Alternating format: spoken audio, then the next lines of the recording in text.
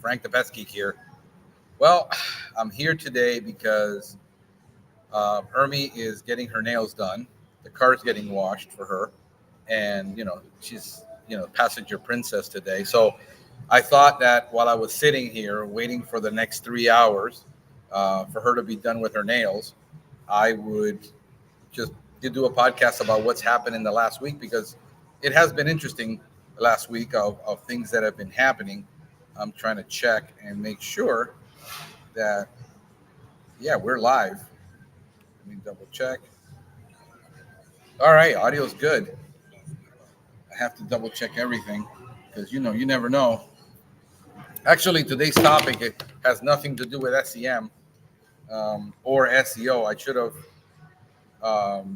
done that, but we're doing a live podcast on a weekly basis, and I thought I'd do a special edition, catching you guys up on what's been happening. 2 weeks ago, hey, we had the pleasure of going to Michigan, to Kalamazoo, Michigan, and meet the folks over at Pest Pros of Michigan, Maria Sorrentino, Tony,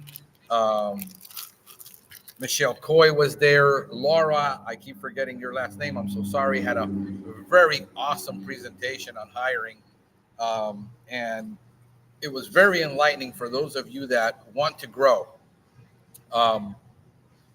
You're going to have to learn to hire. Hiring isn't easy. A lot of you are scared of it.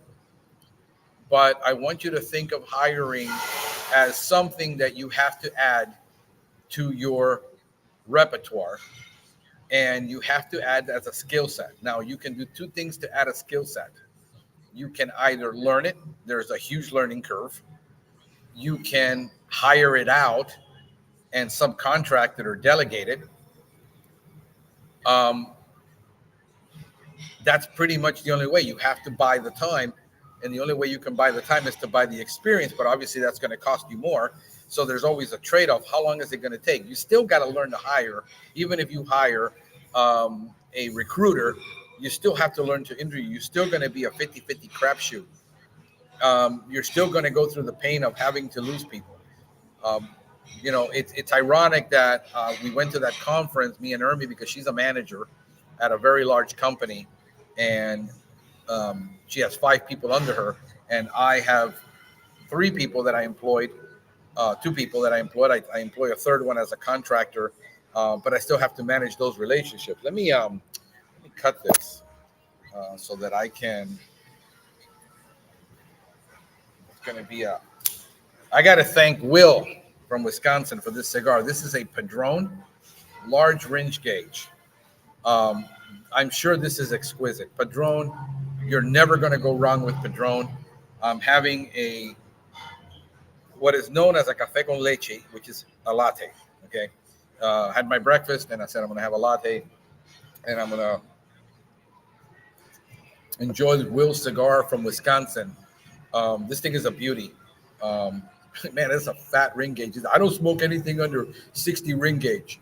I'm like, dang, dude, but you're a big guy. Look at me. I'm a little guy, but I got a big mouth. I have a big mouth, humongous mouth, which I use. Not in coordination with my ears always, but hey, it's part of what makes me unique. Yes, I do need to learn to listen more. I've been told repeatedly, profusely, and I get better at it. I mean, I do listen when I'm engaged and when I have to lean into a conversation. However, most of the time, my brain is all over La La Land on 5 things that I need to do, and I don't hear, things of, hey, I'm talking to you, and it's like, I'm sorry, but I'm gone. Got my daughter calling me. She's over in Philadelphia now with her mom. I'll have to call her back when I'm done with this. And just this week, we've been looking to hire already another technician to do specialty stuff, to do our exclusion service, to do backup, a basic and auxiliary guy part-time that, he works, because I'm looking for people that are already employed and they want to move up in life and aren't necessarily unemployed and desperate for a job. That's just my strategy. It works for me. Anytime you make a decision in desperation, it always doesn't turn out right. So I don't hire out of desperation. I don't do marketing out of desperation. A lot of people say I'm too slow to react sometimes, but I've learned that when I do react, I'm the one that has to pay for it. Understand it's my pocketbook. And you can give me all the advice you want, but at the end of the day, I have to execute. And because I have to execute, I also have to take responsibility for all the results. And so I'm a little bit more cautious at 53 than I was at 43, than I was at 33. I'll be 54 now in June. And experience, I am not as fast as I used to be. I'm going to light this bad boy up. And I really had a good conversation with him and his wife. They're wanting to grow. He went into this game after 35 years of being a technician. He's 57 now, Will. And that was an interesting conversation because, again, everybody's in a different place. Everybody's in a different place in life. Everybody has a different tolerance level of what they can tolerate, how much stress they can take on. And, until somebody's financial position and what they've gone through and what they've been through or what they're going through, there's no way that you can give advice on a situation. I can do a general podcast on scenario case studies and this and that, but at the end of the day, the consulting part comes in where you actually know the person, that and know them, what their limits are, what their fears are, what their financial limitations. So he went into this in COVID, believe it or not, during COVID, 2020 2019. He told me, terrible time to start. I know, because I started in 2009 when the market crapped, and that was an incredible. So, he's starting up at 57 is way different than a guy starting up at 37. How much pain he can take. Obviously he's got his finances in order. He's got, his retirement in order. He doesn't want to screw that up. And he has a house, and, you paid off your house or whatever. What is the financial tolerance that your spouse can take? I mean, is your spouse willing to go $50,000, $100,000, $200,000 in debt to grow a company at that stage in their life? No. So the circumstances are different every time. For me, the circumstances are different now that I own a home again. I owned the home when I started up, and I had bought a condo, and the plan was for me to use the profits to invest it into real estate, not grow my business, just use my profits, grow at a 20% a year, gradually grow with profit, and reinvest the rest, never to scale a business. And a divorce later cost the house and the condo. Things happen to people. I mean, people are hurting. I'm talking to people all over the place that if they're not dealing with a disease problem, they're not dealing with, I had to deal with burnout and chronic fatigue. And I had to figure out what was wrong. It took $20,000 in lab work to figure it out. Do I want to be stressed with 5 new technicians training and running around and going insane? No, I've got an opportunity now to grow in a market that has opened up for me in Gainesville. I'm looking to buy a company over there, buy a route. And I have a technician with a lot of experience who I know personally, is a friend of the family. And, he wants to start something up in life. He already had startup experience, which failed, which was very difficult. And so opportunities appear, but I have placed myself in a place where I can take on opportunities. And I can choose which opportunities I turn down, which one I accept, what I pass on, what I don't feel pressured to do. And now at the end of this week, yesterday, my only technician, which we stayed with because I was able to get route efficiency, and I was able to, he works 40 hours a week, produces what 2 guys used to produce, yet he's not stressed out, but he's been with me 4 years. Interestingly enough, I offered him to give him his certified operator, make him a certified operator so that we can grow, so that I can start another branch in another county. And I said, look, things are looking up. The economy did take a hit for, 6 months to a year, but I'm investing a lot more. It's starting to show. He's starting to see the new initials. Just last week, he had a record week. Took home $1,900 on 40 hours. The week before that, he took $1,700. I mean, and he's not working more than 40 hours a week. Why? Because I pay my people well. I charge super expensive, and I grow at a 20%. And we had a 21% growth this last year with 17% profit margin. I mean, you can't beat it. I mean, I'm like the dream, right? He hits me up that, hey, I'm leaving Miami. I want to move to Texas. I got an opportunity to go work with a large company over there, where it's a lot less expensive. He can make less money, but he can own a home. Here, he doesn't stand a chance of owning a home. I mean, the starter home right now, you need $50,000 in the bank to buy a townhouse, and it's $500,000. I get it. I understand. I told him, bro, I love you. I wish the best for you. I'm not going to ever try to hold you back. And, it's a good company you're going to go work for. It's not even in pest control. It's a merchandise manager for a beverage brand, that his buddy works there and got him a job. And he's decided. I was already in the process of hiring people. I just didn't expect that I'm going to have to hire 2 technicians now again, because he was a technician too, doing lawn and ornamental, GHB, startups, clean outs. I mean, the guy was a pro, and now I have to hire 2 guys with no experience and train them up in the next 60 days, most likely. Luckily, I was recruiting, and I had a database of people that I liked, that I wanted to interview. I called them both up, and they said, yeah, man, I'm still interested. Why? Because they have a job. One of them has a job right now, and he wants to move out of that career, doesn't want to be in a kitchen anymore. And the other guy has been a manager at a landscape company.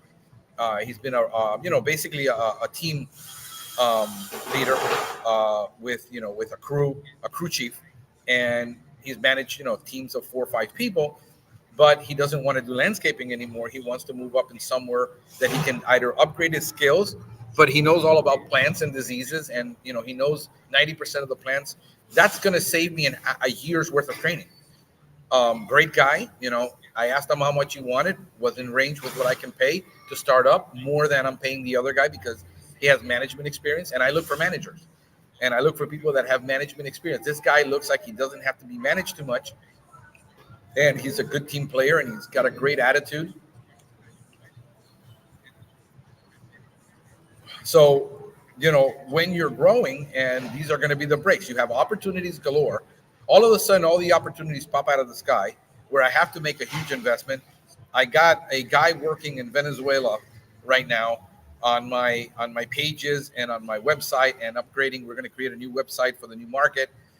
I have him working on that. Eric is transitioning over to SEO from media and marketing. His daughter is starting to take over the media stuff, and we're building a nice little marketing team. I'm getting into ads right now. I'm doing LSA. Next month, I'm taking my termite license in June. So all this is going on all the time, and then I got to step back and say it's all part of the game. Play a mental game with myself. Say, Frank, it's all part of the game. It's all part of the game. It's all part of the game. It's not anything weird that's happening. It's not the universe conspiring against you. It's not people stabbing you in the back. I mean, he was honest enough to give me 2 months notice and come to me and say, I hate to tell you, but I want to do this. And I'm blown, like, go for it. I'm never going to hold you back. I'm going to make my daughter a technician ID holder, because she's 15 now. She can be one. And if anything happens in the future, in the next 3 years, I'm looking out that I will have a certified operator that can step in, even though she's 18, doesn't know anything, legally step in. And if anything happens to me, I'm always having to think 2 to 3 steps ahead of what's coming. And a lot of times you get blindsided. And the game that you got to play with yourself is to keep saying this is a game. And I understand it's par for the course.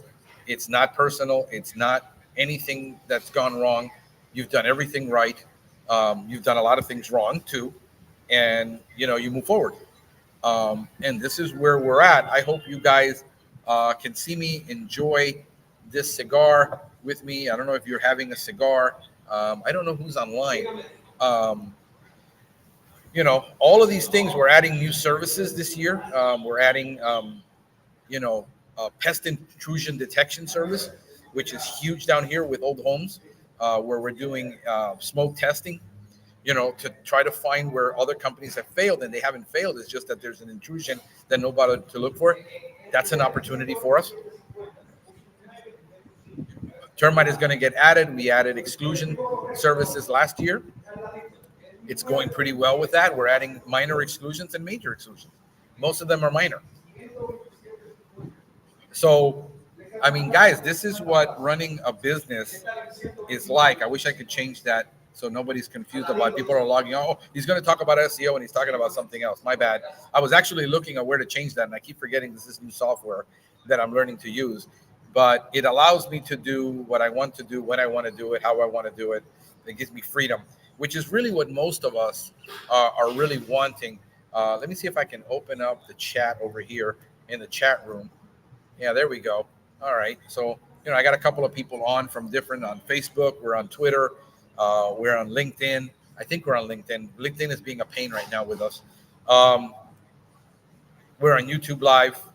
And we're doing a ton of software, guys, that allows us to automate redistribution and publishing, which is it's an enormous amount of work manually. So we've invested a lot in automation this year to automate our SEO with AI in the background, AI inside the website to auto link and do stuff and do internal linking. I mean, I got a software that can do 20,000 interactions inside the website at one time, fix things, because we're not going to be able to spend the money on labor, even overseas. I mean, we were building a team in Ecuador with 2 people, and Ecuador is right now going through turmoil with communism, and there's power outages everywhere, and people can't even work. So even if I hired a person and their power is gone all day long, how do they get internet? Venezuela is having the same problem with a lot of areas just not having reliable internet. Lucky the guy I hired lives in a big city, and he speaks Spanish, so I speak Spanish, so it's easy for me to do a lot of these things because also the language. So when we're talking to people about growth and opportunities, understand their skill sets. You got to do an inventory of your skill sets and say, what am I good at? I'm having a friend that I'm trying to help. His skill set is just pest control. There's no way he can. I mean, I do video after video after video showing him, and he becomes overwhelmed, and it's overwhelming for him on how to do a lot of this SEO stuff and how to do the website stuff and how to do this and how to do the other. Skill sets are important. You have to acquire them, or you have to pay somebody. For instance, I've had for the last 3 years a cleaning lady. That saves me 6 hours a week that I don't have to clean a house. For $150 that I pay somebody to clean my house, they're there for 6 hours on average, and now I'm paying them an extra $50 to do the laundry. They're there for an extra hour, and I'm there usually during the time, so I would do the laundry, wash it, and put it in the dryer, and they're folding it for me. It saves us an enormous amount of time. So where can I buy time? If you got to mow your lawn, hire somebody to mow the lawn, but you don't spend 2 hours mowing the lawn. They're not going to do it as good as you. I don't care.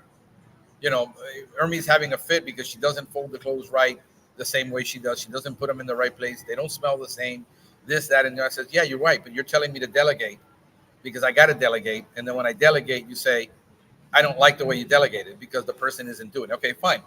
When she's here, why don't you tell her how she's doing it wrong? No, but, I don't want to offend her. That's the problem. People want to delegate, and they want to find someone that does it just like them, but they're not willing to tell the person how they want it done, which way they want it done, and how they're doing it wrong because they don't want to seem mean. So you can't delegate. You can't manage. Me, it's like, hey, she does it 80% right. I'm happy. All I got to do is put it away, and it takes me 15 minutes to put the laundry away. Why? Because I have a princess at home. Not because she wants to be a princess, because I treat her like a princess, because she works in enormously long hours. She leaves the house at 6 a.m, gets home at 7 o'clock at night, Monday through Friday. And the last thing I want her to do when she's home on Saturday is work. The last thing I want to do is when I'm Saturday and work. This isn't work for me. A lot of people are like, man, you spend all this time doing a podcast. This isn't work. This is fun. This is me telling you what goes on in my week, giving myself a little bit of therapy, letting you know you're not totally insane, that you're not alone in this, that you have to talk it through.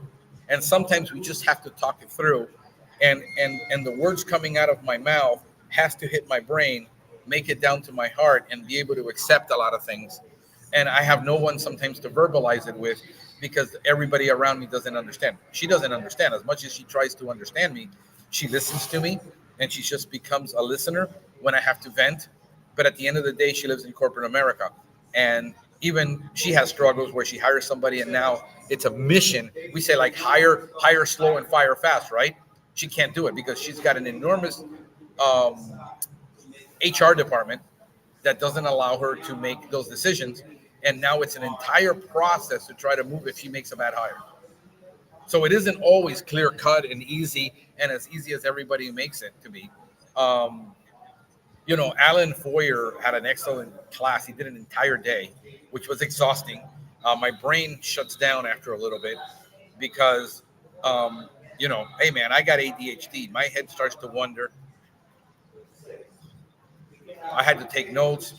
She's taking notes, but he had a beautiful class on how they hire, train, and fire people and execute this.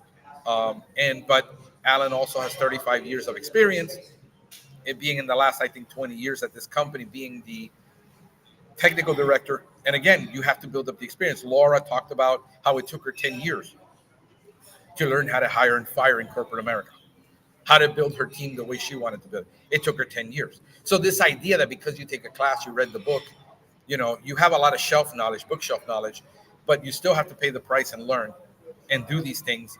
And you can't just do it and expect that because you listened to a book, took the class, spent an entire day with Alan without execution and without doing the work and failing at it and getting better at it every time you do it. And it is painful because there's emotions involved.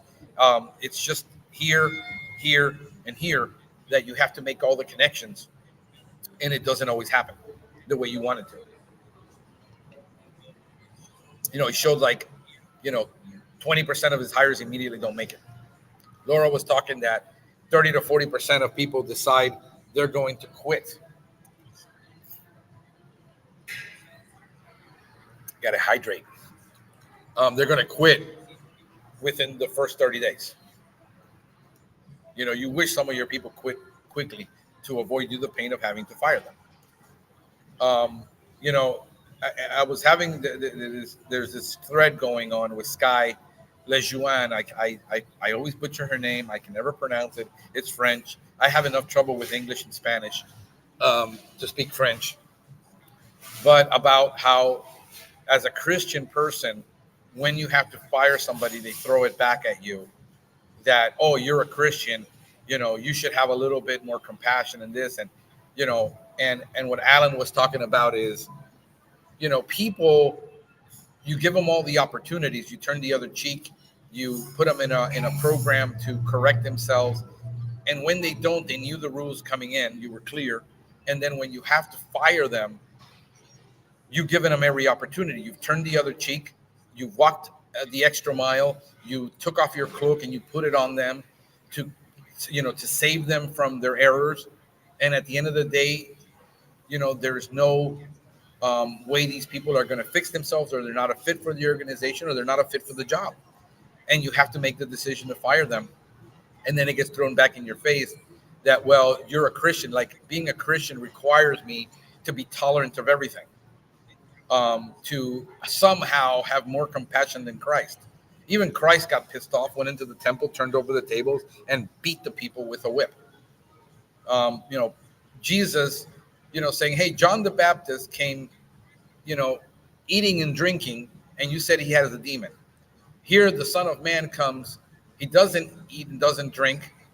He sits, John doesn't eat, doesn't drink, doesn't hang out with a bunch of sinners, and he has a demon. The man, Jesus, comes and he eats and drinks with sinners, and he's a glutton.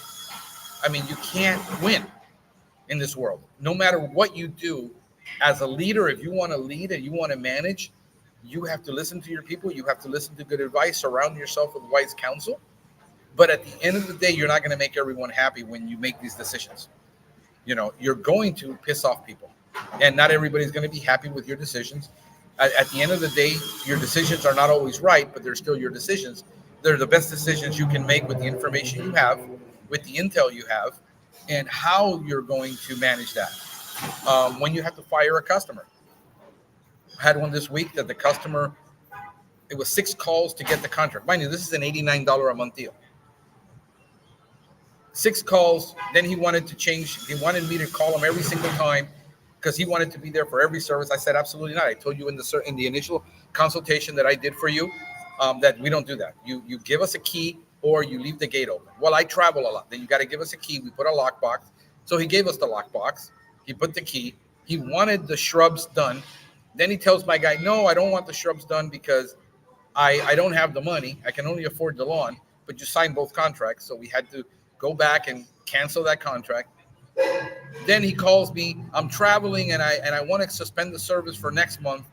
The lawn looks a lot better and I want to be there. And I said, but we already had this discussion 3 times. I told you in the initial interview, when I interviewed you, that wasn't going to be possible. I told you when we did the initial service, that wasn't going to be possible.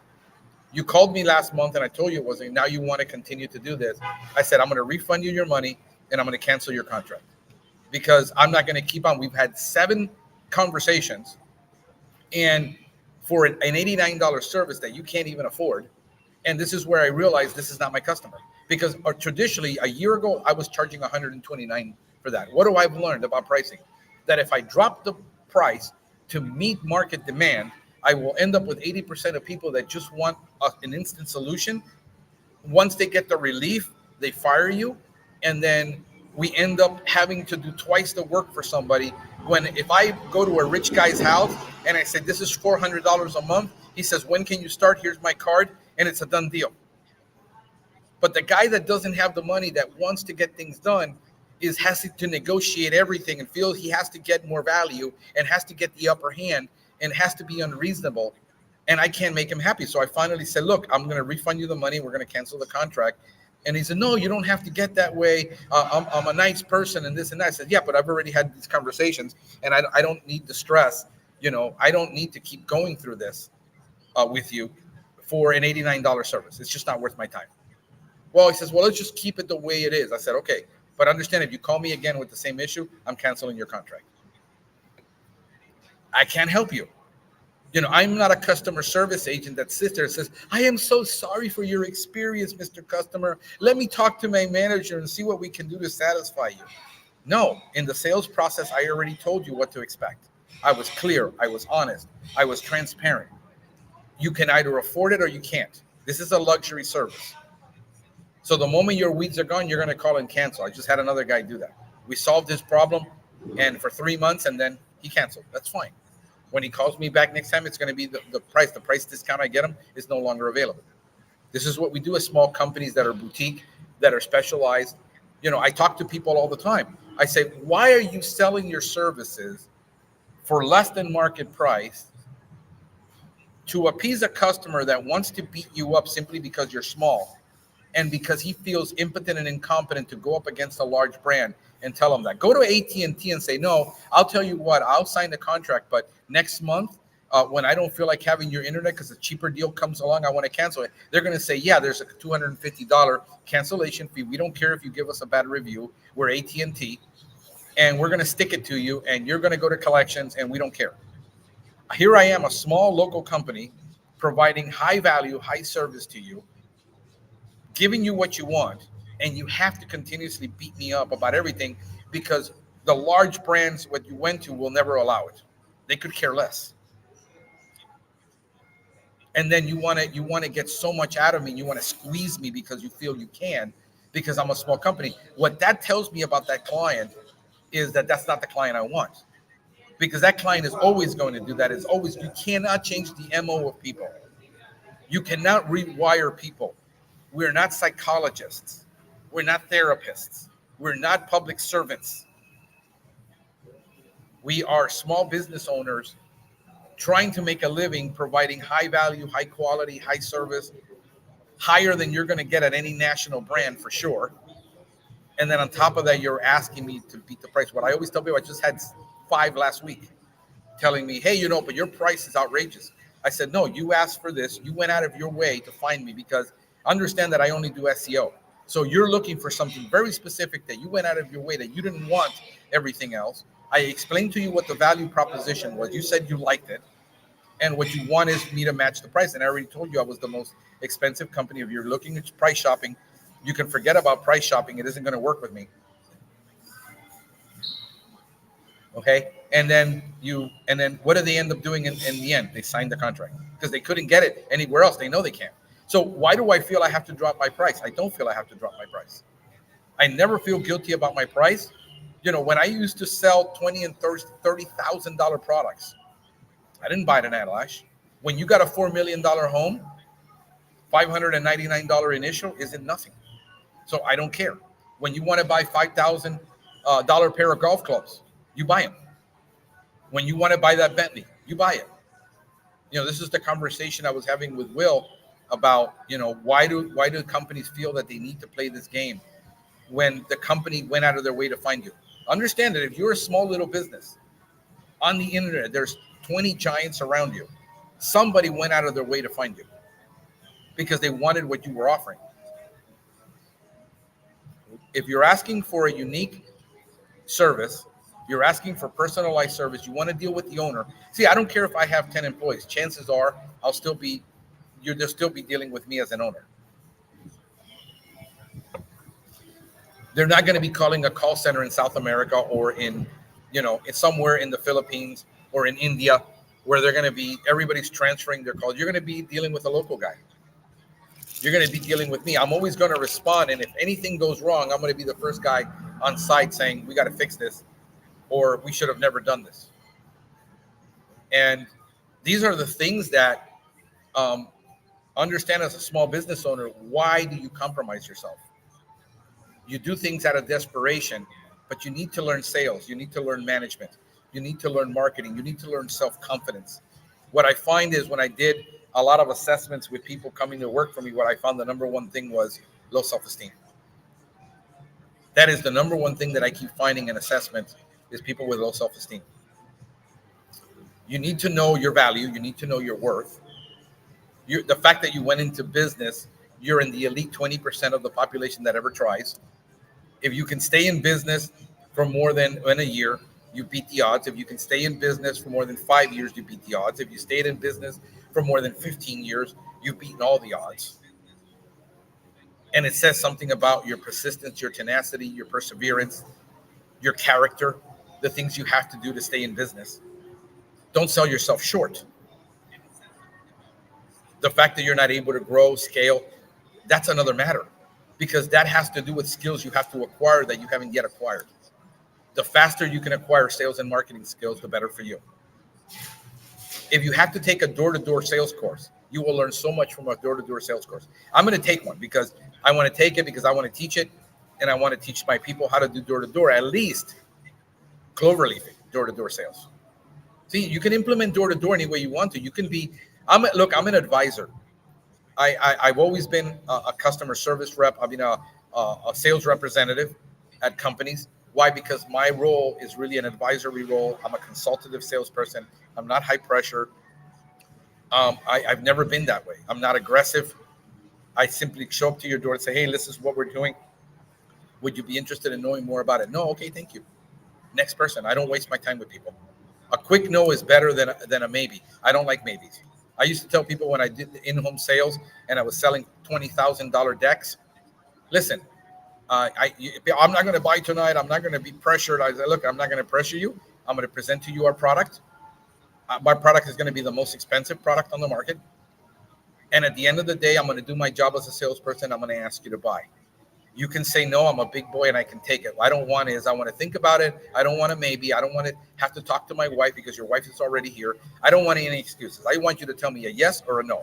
And I'll be happy with either. And I'll pick up my suitcase and I'll walk out of your house and I'm not going to give you grief. But I just want honesty. And that would disarm them automatically and say, okay, let me listen to what you have. You see, and I can enjoy my sales presentation, which I used to love doing. Because I love talking about our product. I love talking about our capabilities. That's what I sell. And this is what a lot of people in door-to-door miss, that they despise the tactic without figuring out how they can bring personality into it. They don't have to become a drone. Those are the things that I'm looking at, folks, that I see constantly.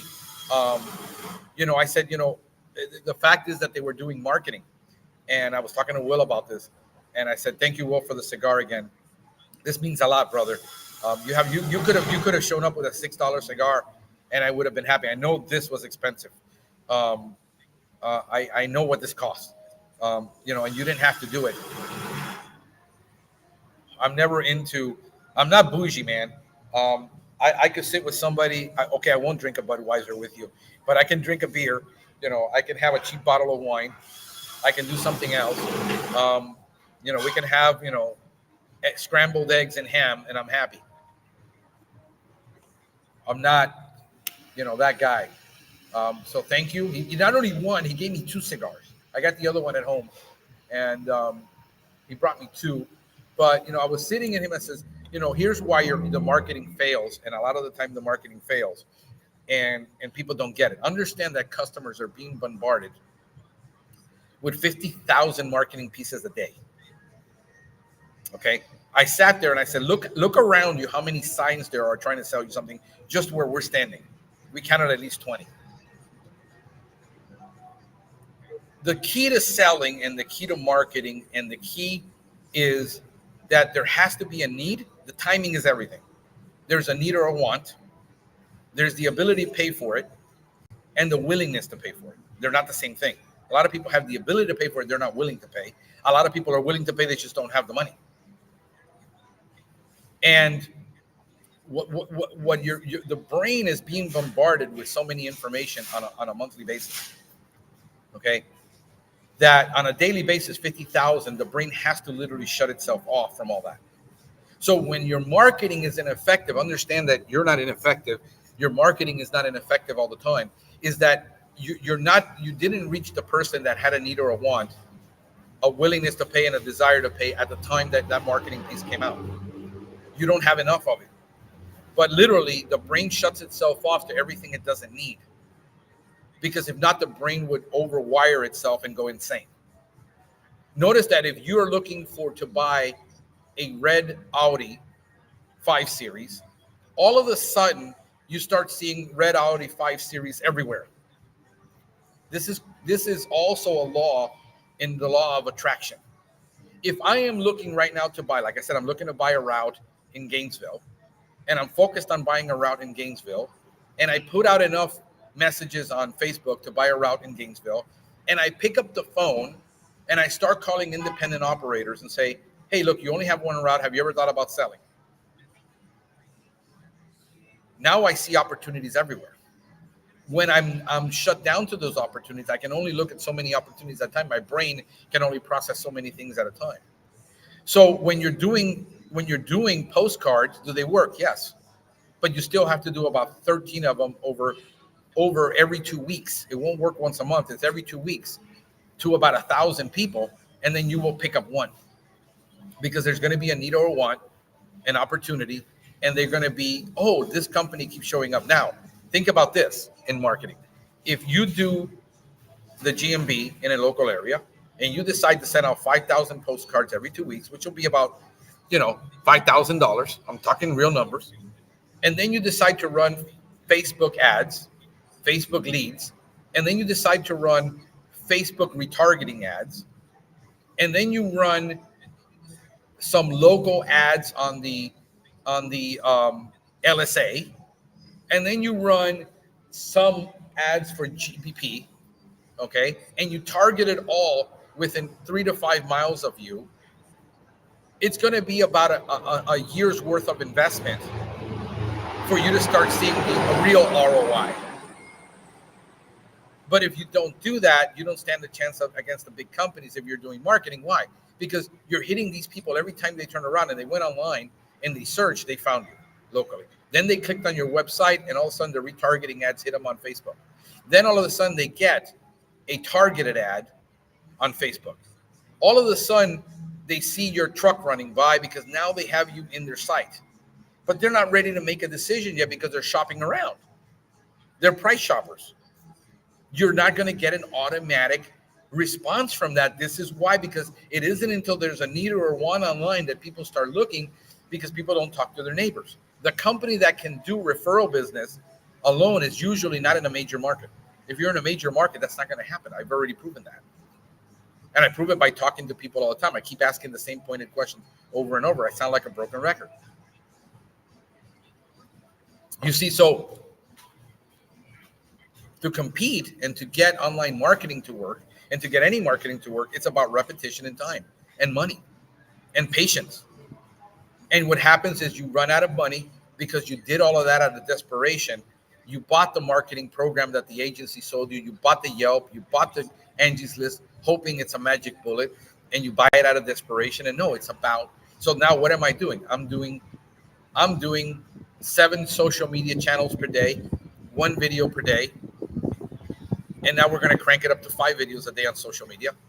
Then we're going to take those videos that we take the data back and say, okay, this video that we did this short, in 1 day it got 4,000 views.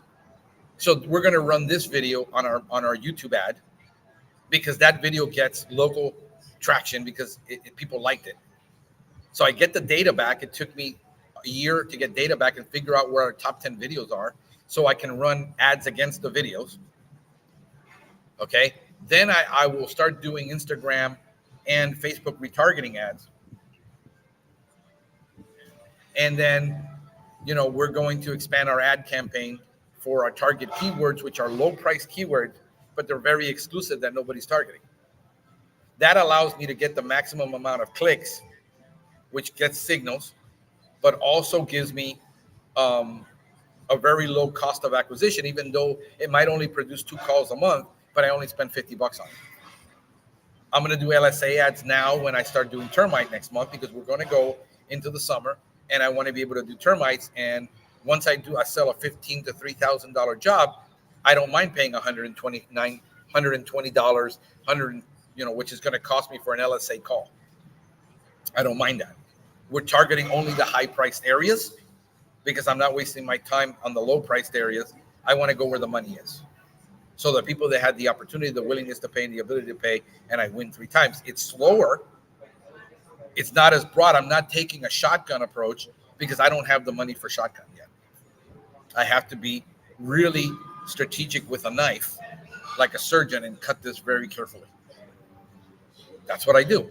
So now this is what we're gearing up to do. Now I got an in-house agency that we can run ads, we can do social media, we can do this, and I don't have to depend on an outside source to milk me $1,000 a month to run 2 campaigns.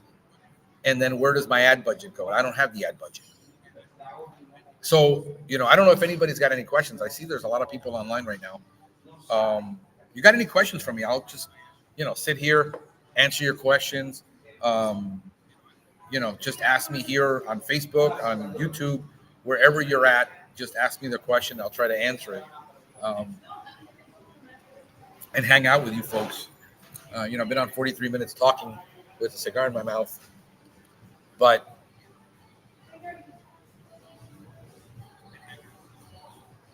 that's what's been going on, folks. One hell of a week. But, hey, long ashes to you all. This is awesome. Let's see here. I'm on. Yeah. So anybody on Facebook, man, let me see who's on Facebook watching. I guess somebody's there. Hey, Gustavo. Hey, Gus in New York. How you doing, brother? Gus is he was in my SEO class. He implemented a lot of things that I taught him. Things started working, turning around for him. By the way, it's a private SEO group. It's only available for those that take my SEO class and are serious about SEO. I don't want everybody in that group sharing my stuff. If you're not serious, if you just want to toss it around and maybe try to learn.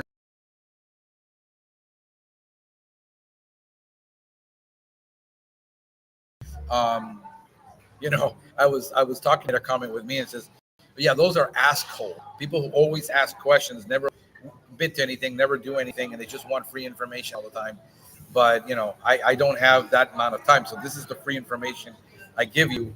The best I can do on this podcast, give you the real deal, be the real person, and not try to You know, you if all of a sudden you eat a little rainbow and you're a purple unicorn, you're gonna crap out butterflies.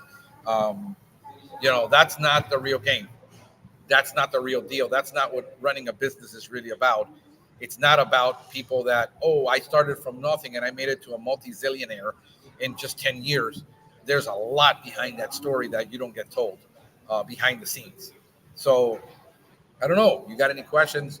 Let me see here. Then they're amiss. Let me see. Am I not seeing your comments? Let's see. I'm gonna type this out.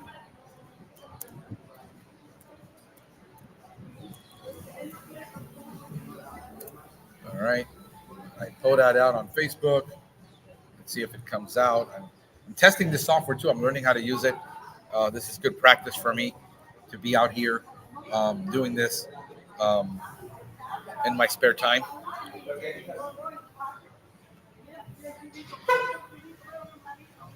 Imagine that, a business owner that does a podcast and has spare time. What the hell is that? But yeah, folks. Hey, doing? I like the hat. The guy walked by and he's got a really cool hat. I got a cool hat. Um, yeah, I'm at this is a little cigar shop right next to me, and there's a coffee shop over here and a restaurant right there. And this is the little breezeway, but it's nice because it's a breezeway. The wind is blowing. My car wash. The car is getting washed while, you know, passenger princess does her nails, and you know, I'm glad it isn't the hair. The hair last week was hair day, and that was 8 hours on hair. Yeah, just know this, guys. If you ever see a woman out with highlights, this is one thing you're gonna know. She's gonna be high maintenance. So good thing is she has her own money. That's the best thing. So I just drive her everywhere. I'm like driving Miss Daisy here. Um, doing this. I don't know who else. Who else can I see? Let me see who else is. I don't know who's on Facebook, on YouTube. Let me see. I'm gonna go on YouTube because I know some of you guys are there. It's telling me you're on YouTube, on 2 channels. Yeah, I'm live now on YouTube. I can see myself. And I got some people there. So you guys on YouTube, man, pest control questions. I'm going to answer while I wait for your questions. I'll go out on a limb. Tramp ants. I was in. It's funny because I was in Michigan, and Alan brings up tramp ants, and people should know what tramp ants are. Most people don't know. So then I was having a discussion with 2 ladies, and she said, "I don't know what tramp ants are. What the hell are tramp ants?" I said, "Well, tramp ants are ants that have very unique characteristics. The reason they're able to go around the world is because they're hitchhikers. They're known as tramp ants because they hitchhike, usually on ships, planes, anything that they can hitchhike on to move across the country. They usually have characteristics that allows them to survive anywhere. So basically, they're omnivorous ants. They're usually omnivorous. They'll eat proteins, carbs, sugars, oils, lipids, whatever. And they usually will multiply through budding. And they usually, when they get disturbed, then they will break up those nests and distribute it. Think of them as a terrorist network. Okay. Here in Florida, what are tramp ants? Ghost ants are tramp ants. Odorous house ants are tramp ants. Big-headed ant in Florida are tramp ants. We have, I think, like 5 tramp ant species here in Miami-Dade. I think 4 or 5. So that's what a tramp ant is, and what you should know about that. Can't post message to some of the channels. Okay, that's fine. Um, so basically that's what it is. Cool shirt. Thank you, bro. These are little palms. My girl got me this shirt because she says I wear the same thing all the time. I mean, look, I'm really low maintenance, man. I wear the same thing every day for years. I woke up with a black shirt and gray shorts, and I had 14 of them, so I didn't have to think about what I was going to wear because I work for my office and I don't see customers. And then when I go out, I wear the uniform. And then so she comes in the morning. I'm wearing the same clothes in the evening. I'm wearing the same clothes all week. So she buys me these little nice shirts so that I can look different and look sexy for her. So thank you, Andre Brandt. Thank you for that, brother. Um, you got a question for me, bro? About anything that you burning questions? Like, what's my favorite cigar? This is a damn good cigar. You can't go wrong, bro, with a Padrón cigar. Padrón is consistent. That's one of the things I love about them. Padrón doesn't care. I mean, when was the last time you saw an advertising on anywhere for Padrón? Padrón doesn't advertise. Padrón is Padrón. They have consistency in their product. They are high quality. They're pricey as hell. I don't think I can. The cheapest Padrón I can buy is probably like that big for, I don't know, $16 here in Miami. Something like this, I don't know. This is probably in the $40 range. I doubt it's a $23 cigar. It's more than that usually. So this is what we need to be like. We need to be like Padrón cigars. Consistent quality. We don't apologize for our pricing. We don't have to go out there and kick every door down to everybody to let us in. We're unique in what we do as small little companies. And I'm not talking about a solo operator. I'm talking about a company with 4 or 5, 10 technicians. That's what you need to do, is need to be the high quality company in your area. Build the best team that you can build. Hire the best people that you can hire. Charge the highest prices you can charge and deliver on your promises. Nobody ever gets upset by paying for quality. Women that have 27 purses that all cost $400. Jimmy shoes. I mean, I walk into a house and I see Jimmy shoes. Those things are minimum $800 a piece. And they're Jimmy shoe, not Jimmy shoe. They're Jimmy shoe, and they're Jimmy Choo shoes. I see that stuff and I'm like, okay, so you don't care what you spend your money on. I give you quality, I give you consistency, I give you service. Whenever you call, we're there. We don't give you excuses. That's what you're really wanting. That's what we sell. And, so back this week, I raised my prices on some things again. Because I noticed that when I drop the prices too much, so it's finding that balance of where that sweet spot is in pricing, where it is finding your sweet spot. So I don't know if anybody, I've been here 52 minutes. I'm probably going to do, I don't know, I'll hang out. I got people here that are watching, wanting to know.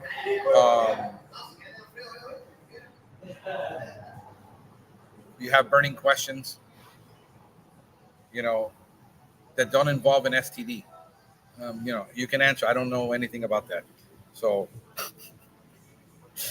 at this point, bro, I'm out. I'm out of material. I'm just making crap up as I go. You guys don't make it easy for me. But yeah, man, I enjoy the time that we spend here. I enjoy this. If you ever need consulting, understand I got very limited time, but I can do consulting for you, especially on startup consulting. You can do one session, do another session as you need it.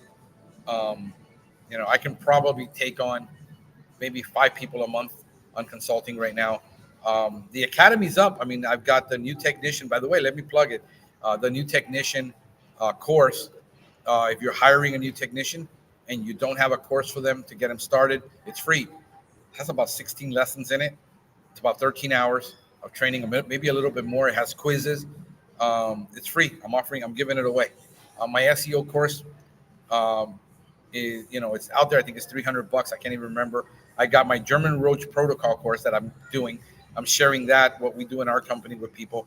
So if you don't have a Roach course, I'm going to be starting up doing local CEU courses, and we're going to do it on Saturdays. I won't be able to do stuff during the week, but a lot of people who can't, solo operators can't do anything during a production day, but we can get together maybe 2 hours a month. You get 2 CEUs and, and things like that. And then throughout the year you get them. And, I'm going to be doing them in Spanish too. If you're in South Florida, there's no Spanish CEUs available. I can do both. You're sending your people to English courses. They're sitting there. They're getting to see you, but they didn't learn anything, or all they got was a chemical presentation on how to use a product, which doesn't help them. We're going to try to do a 1 day, me and Eric, a 1 day local marketing course that is going to be an 8 hour course. Because my SEO course that I did live, I did it live for 7 weeks, 7 hours on SEO alone, and that's for local SEO. That's for GMB, Google Business Profile stuff, how to do local service pages, things like that. I'm putting out stuff in our group on a weekly basis of things that I find that Google is telling you that you have to do. So that's available. But we're thinking of doing one. We might do it at like in Fort Lauderdale or West Palm, so that kind of like between West Palm and Miami, people can drive up for a 1 day course. We'll probably do it on a Saturday, 1 day course for marketing. It'll be the most extensive marketing course you'll ever take. I mean, this is 80% more than you probably want to know on how to do, on all the things you can do and how to do them correctly. And then if you decide this is for you to do, to integrate or do it a little bit at a time. The good thing, it's holistic so that you can implement it, linking it to each other, and it's holistic and it's local and it's hyper local SEO and SEO and hyper local marketing that's working for us right now. And again, what I teach today, next year, could be totally worthless because the market changes so quickly. A lot of people say, well, you said this, that you do this, and now you're saying you do that. Yeah, because things change. You can't stick to something for 3 years sometimes, even though you want to. What's working, what's not right now. I'm going to give you access to that mastermind group. Also, if you know people in South Florida, that I'm starting a network, because we need to network together with other industries in order for us to be able to have an upper hand. I'm willing to pay for referrals, and I'm trying to create a local group in South Florida of air conditioning people, plumbers, real estate, home inspectors, you window washing, people who's you might have a doggy washing business that you do washing. You notice the customer has fleas and ticks. Hey, give this guy a call. Your dog has ticks. Your dog has fleas. Things like that. Trying to figure out how we network, how do we do it, and how do we do things together to get us to be more competitive together, and then maybe we can duplicate this in another market and help other people. So this is why we're the Service Geek podcast. Also, why am I the Service Geek? Well, first of all, I've always had a heart for serving people. It really comes down to that I'm a servant leader. I've served in my churches. I serve people. I serve my employees. I serve my customers. I serve my kids. At the end of the day, I serve my family. I'm a servant at heart. And what I do, we are in a service business. We're always served, no matter what we do. We're in the people business where we're serving people. We don't serve entities. Even if you're selling to corporate America, the relationship is built on you building relationships with people. We're service people. Okay. And so it's the Service Geek podcast now that's going to be transitioning from just pest control into other markets and other things, because I have been in service businesses my entire life. I prefer service business. I always had. I've had a distribution business. I had a pager business back in 95. I had that before, cell phones. I had that. I've had a landscape business. I've got a pool cleaning business. I understand service businesses. And you don't always, what do you need help with? What do you need to understand? That we can get a group together of people like-minded that are servant people that just not aren't interested in being the biggest, the baddest, and just basically using everybody, but honestly working together to help other people. So that's what I'm about. That's what I've been doing this whole time. I'm looking at the next 15 years of my life. I want to grow my company, eventually probably sell it, or seeing if one of my kids ever want to get into this business, and then I get into more consulting and training, which is my real passion. And I'm an advisor at heart. I'm a pastor at heart. That's who I am. And I can't change how God wired me as much as other people would want me to change and want me to do things differently. I got to do what makes me happy at the end of the day. spending here, having a cigar, drinking a coffee, being on a laptop, talking to it for an hour, going on a class, teaching an hour class, doing a CEU course, um, preaching at a church and bringing the gospel message, teaching at a church. Those are the things that make me happy. It is not the money. The money is a result of things I worked really hard at, that I've cared about and I've nurtured, and therefore it produces an income. But if you ask me if I could, what would make me happy? Um, Probably being a youth pastor again, dealing with young people, um, pastoring. That's what would make me happy if I didn't have to work. But I refuse to take a salary from a church. Therefore, God has to provide it. I refuse to take a salary from the people that are giving me their hard-earned money, um, to an organization, and then we would have to be really about outreach. I'd never take over a church or pastor a church or start a church without being focused on outreach and giving back to the community, and somehow giving food away to the hungry, medical care to the needy. Um, at the end of the day, you could call me a bleeding heart Republican. Call it whatever you want.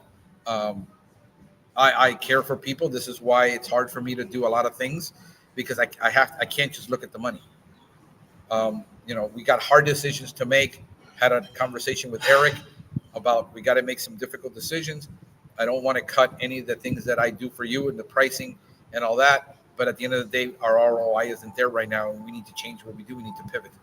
And unfortunately, that's the market, and that's being in business. And those are the hard decisions that business owners have to make.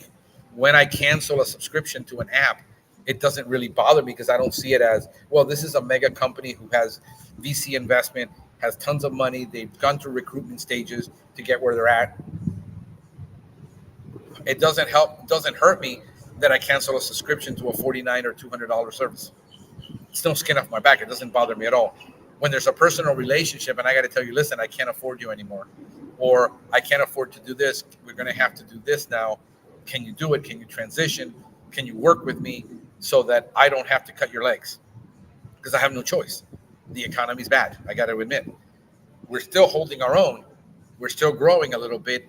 The investments I made 3 months ago are now paying off. This is where I talk to people about patience, that your ROI isn't going to be there. I already know that with SEO and a lot of the marketing I'm doing, the ROI isn't going to start paying me and getting the calls in and producing the income for at least 90 days. And I'm prepared to make those investments. We got to invest in a brand new site that's going to cost $5,000-$6,000 to build out initially, and the ROI won't be there for a year. And we're working on our relationships and our connections to get some contracts, and they fall on my lap sometimes. And people acknowledge the work that I've done, and they've seen my integrity, they've seen my consistency. The only thing you can say about me is that at least I'm still here. I'm still doing the same thing, saying the same thing. Nothing changes. Nothing is new under the sun. It's just that you need to hear it again, and you need to hear it again. And some people just need to hear it and get validated. Some people a year from now is going to hear this message and get encouraged by it and go start up.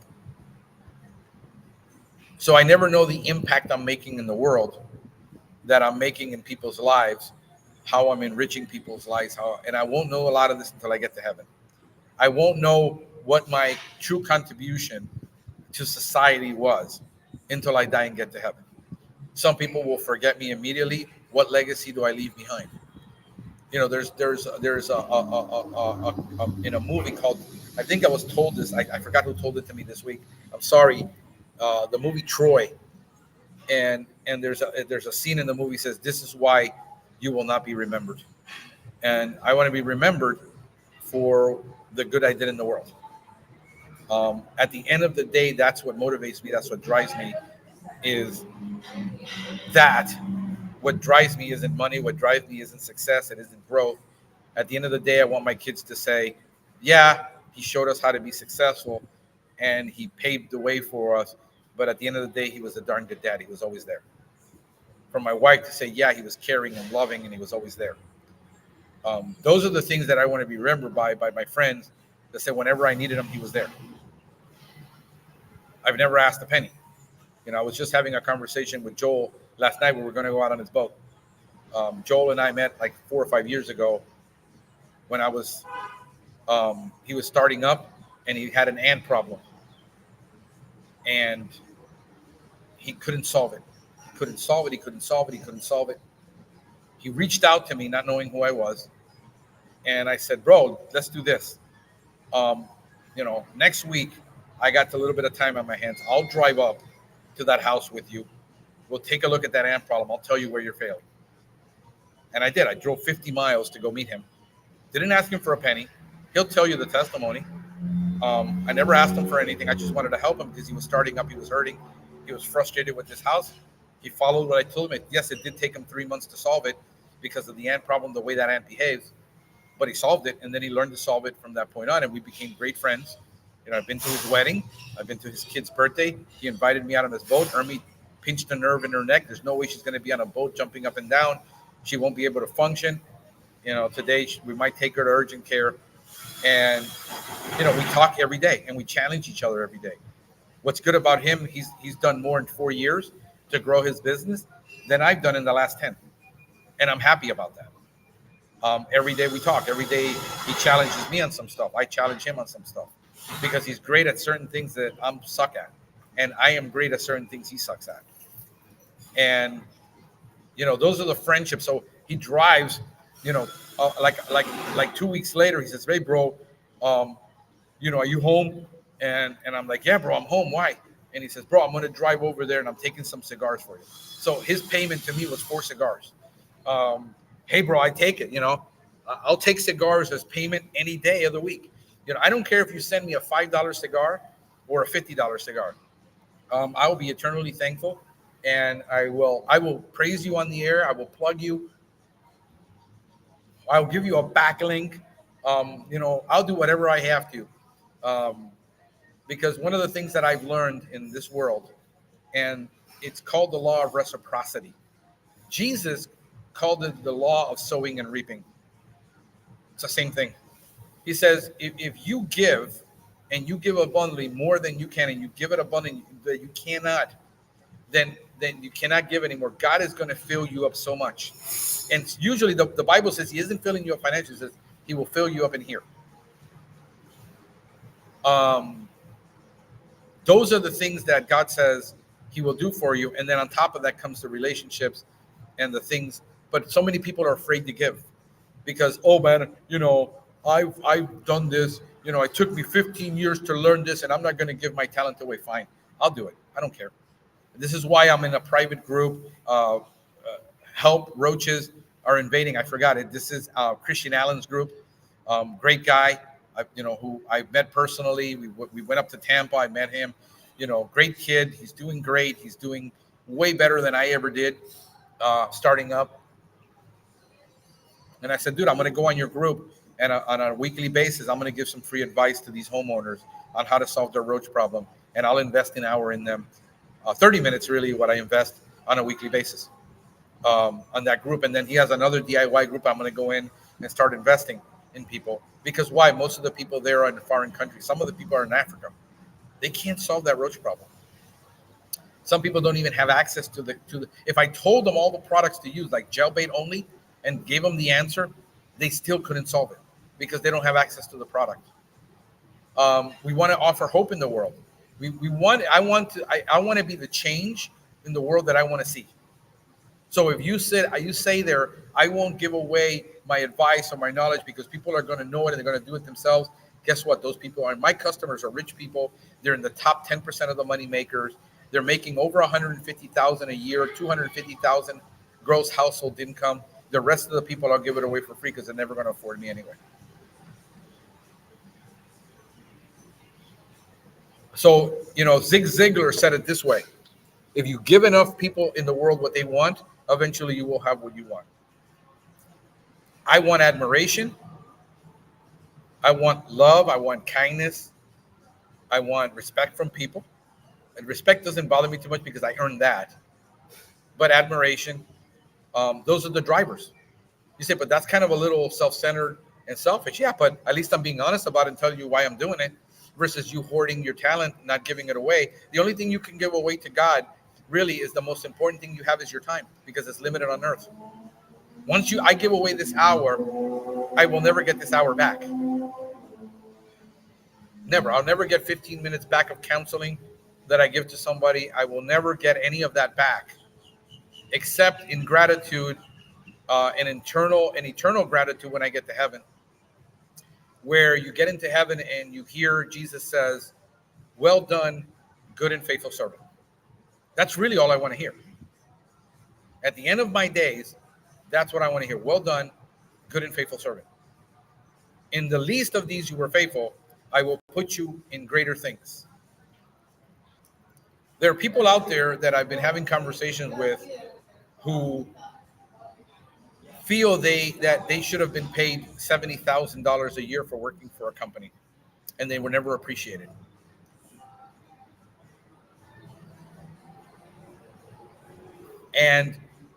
But they never went out and upgraded their skills. And instead, they're still hurt about that today. I never want any of my people that work for me to ever feel hurt that I couldn't pay them what they wanted. Some of it is outrageous. You're never going to make $100,000 with me with 2 employees. But my tech right now, like I said, he's on route to make 70-something thousand this year on 40 hours a week, no weekends. He comes in when he wants to. He leaves when he wants to. As long as the route gets done, I don't care. I'll work everything around him and his family. He called me. He says, "Hey, bro, on Monday, can you not put so many stops? Maybe only 2 to 3. Put the extra stops on Thursday. I will work extra long. I need to take my sister to immigration." I said, "Fine, done." It's no skin off my back to move and tell a client, "Hey, sorry, I got to move you because my technician needs the time to do something for his sister," when he's willing to work it,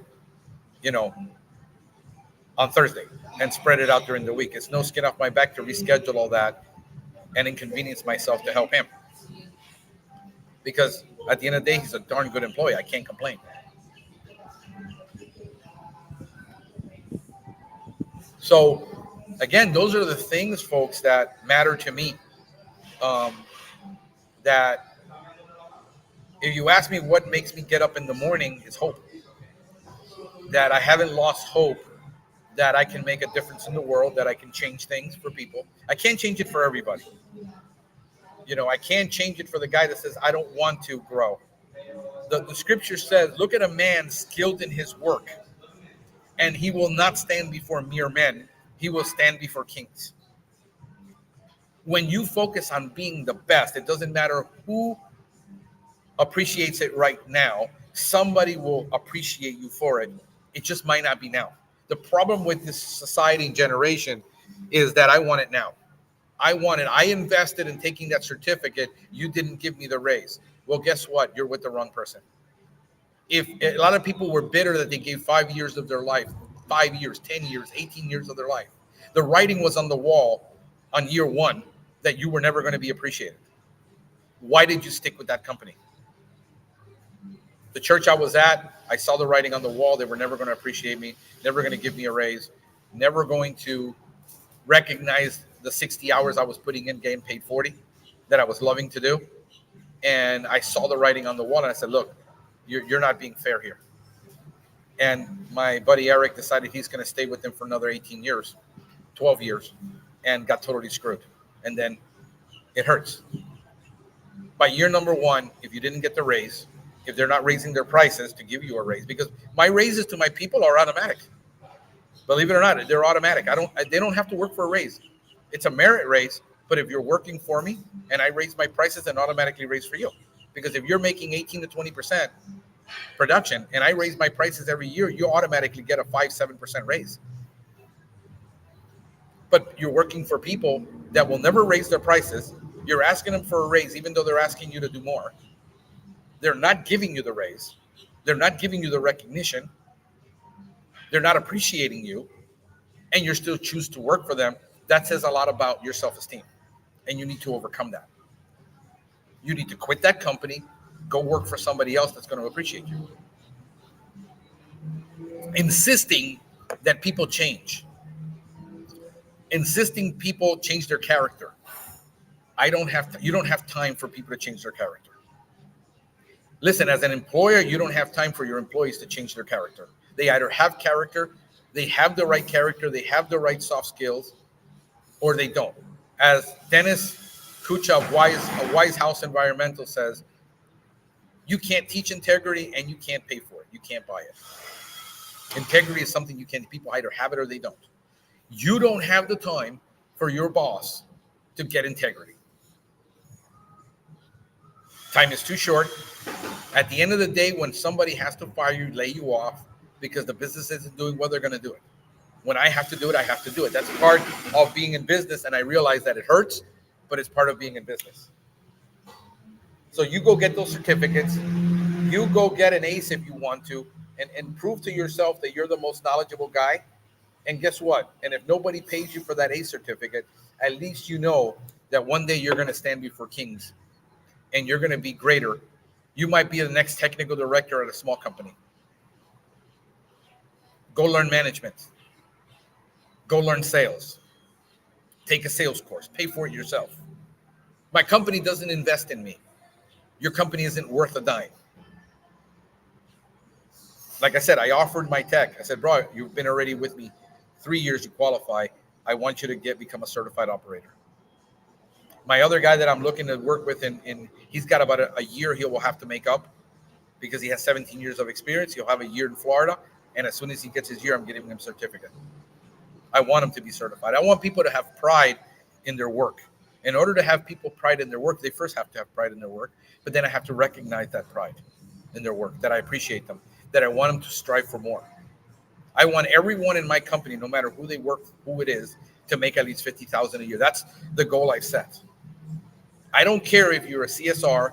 I don't care if you're a salesperson. I don't care if you're my media person.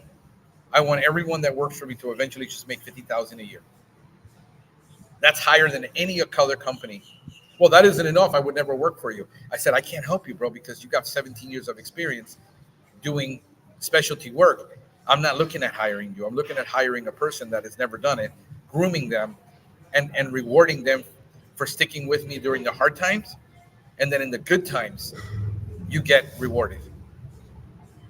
It's merit pay. It doesn't matter how long you've been here. I want you to earn it. I want you to advance from a Tech 1 to a Tech 2 to a Tech 3. And if being a Tech 2 is your sky limit, understand there's going to be a limit how much you're going to make because there's only so much you can take on. There's so many customers I can add to that route.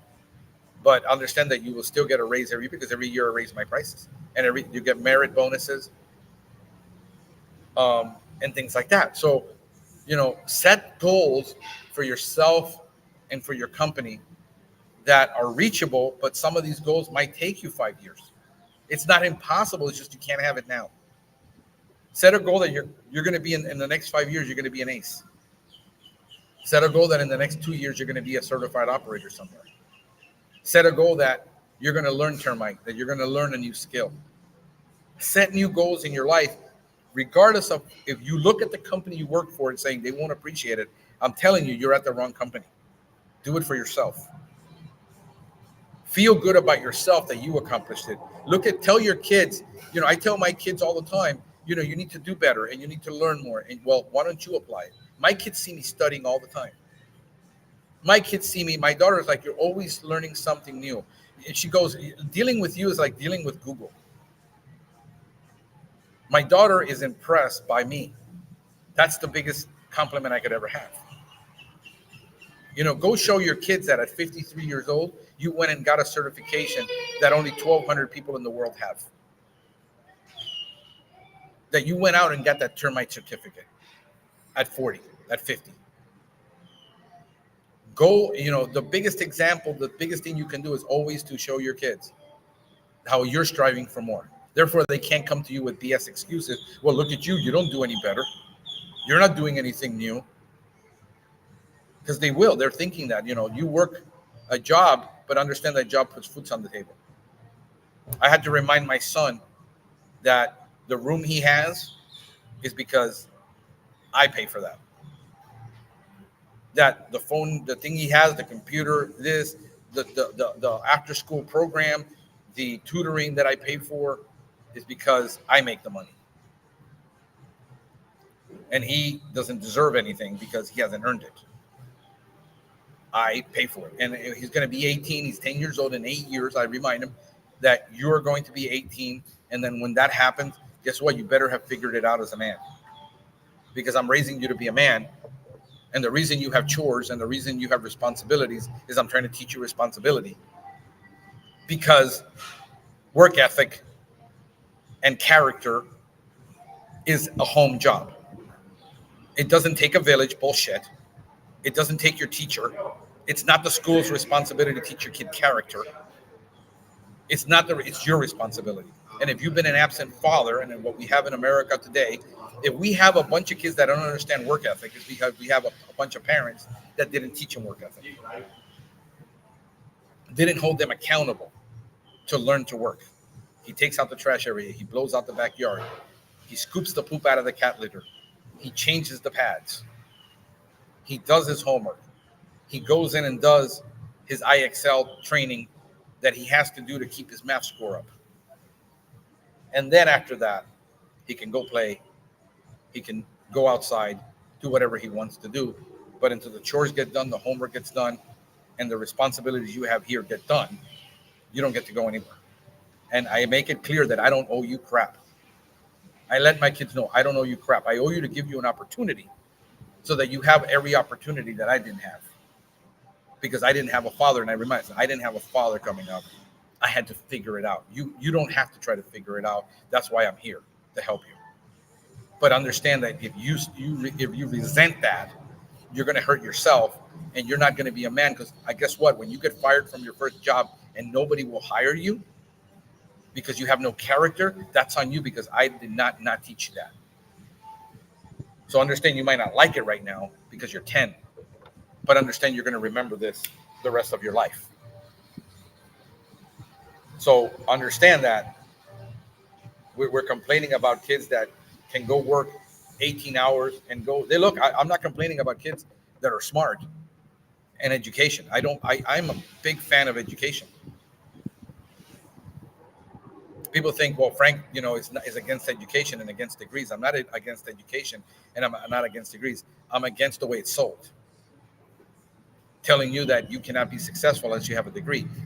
My daughter, she wants to be a chemical engineer, a medical chemical engineer. That's what she wants. She's 14. That's what I want to be, Dad. That's what I want to do. I said, okay, great. Let's go and start looking at internships before you're 18, before you graduate, where you can get into these companies and learn what that's about. I said, she's got a 4-year paid college right now. Let's get you some scholarships, and let's get you this. My daughter has an enormous amount of work ethic. I want you to come work for me next year. And I'm going to pay you, and I'm going to pay for your car, and I'm going to pay for your insurance, because you would not be able to afford that on your own. But I want you to work for me. And I want you to have this, and I want you to have that. Why? Because I told her, I said, if you want to be a chemical engineer, I don't want you to get a bachelor's degree. I want you to go all the way and get a PhD. Because that's where you're going to get the respect. That's where you're going to make the money. And if I have to pay for that PhD myself so that you're not in debt when you get out, I'll pay for it. If you want to go all the way. My son is 10 years old and lazy as hell. And I got to push him. And I'm going to push him. And at the end of the day, look, you're either going to come work for me, you're going to go learn a skill, but you're not going to go work at a dead-end job. If you want to spend the next 8 years till you're 28 figuring out who you are as a person, and then complain about how the world doesn't give you respect and how every job doesn't pay you a living wage because you were a lazy ass and you didn't want to go work for me and you didn't want to go earn a degree and you didn't want to go learn a skill that you can do something with, that's on you, bro. That's not on me. Because not every kid is going to grow up to be a lawyer, a biologist. I don't care if he's an air conditioning tech. Just be the best damn air conditioning tech you can be. Have integrity and learn a skill and be that person that you need to be successful.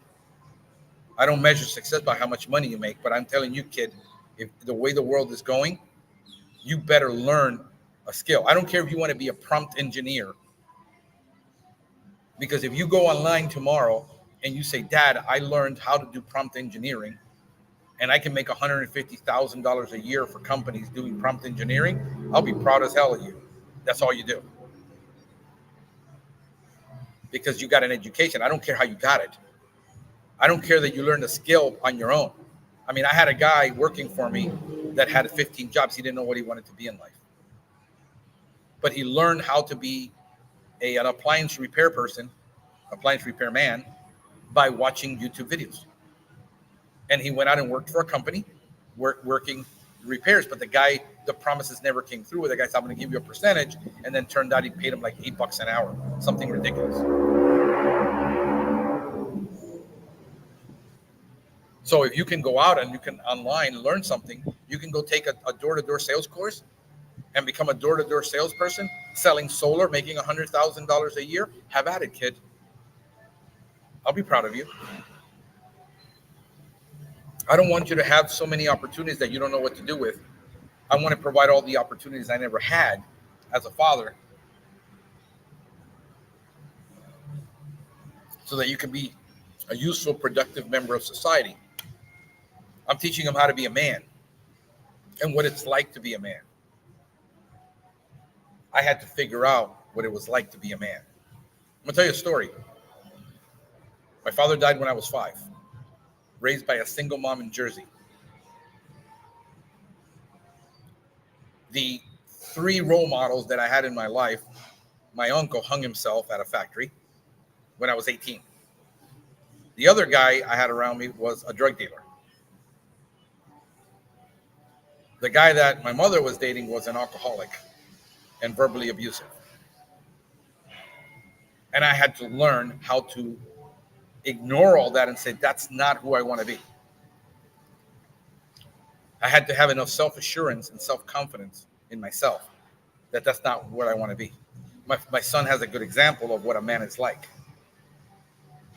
Because today men have been emasculated and feminized to death. And they have no idea what it's like to be a man. You have a bunch of kids that are 28 years old with no father in their life. And that's why I became a youth pastor. You're starting to see the pattern of why I do what I do. So my kids can't say you're never there, because I'm at every recital. I'm at every parent-teacher conference. I'm there when they need help with the homework. I just took my kid to soccer. I hate soccer. I hate sitting out. I've got chronic fatigue syndrome that hasn't been diagnosed, and I'm on medication but if I go out in the sun for 2 hours, I will have body ache, pain. I will be in bed the next day for 2 days. That's why I'm not in the field. That's why you see me in the shade with a hat in a cool breeze, even though it's hot out here, because I can no longer pull that off. So I have to make it work. I have to learn how to do it. And I tell my son, look, I want you to be, you see the example? This is what being a man is. You take responsibility. You learn to provide, because the Bible says that a man that doesn't provide for his household is worse than an infidel.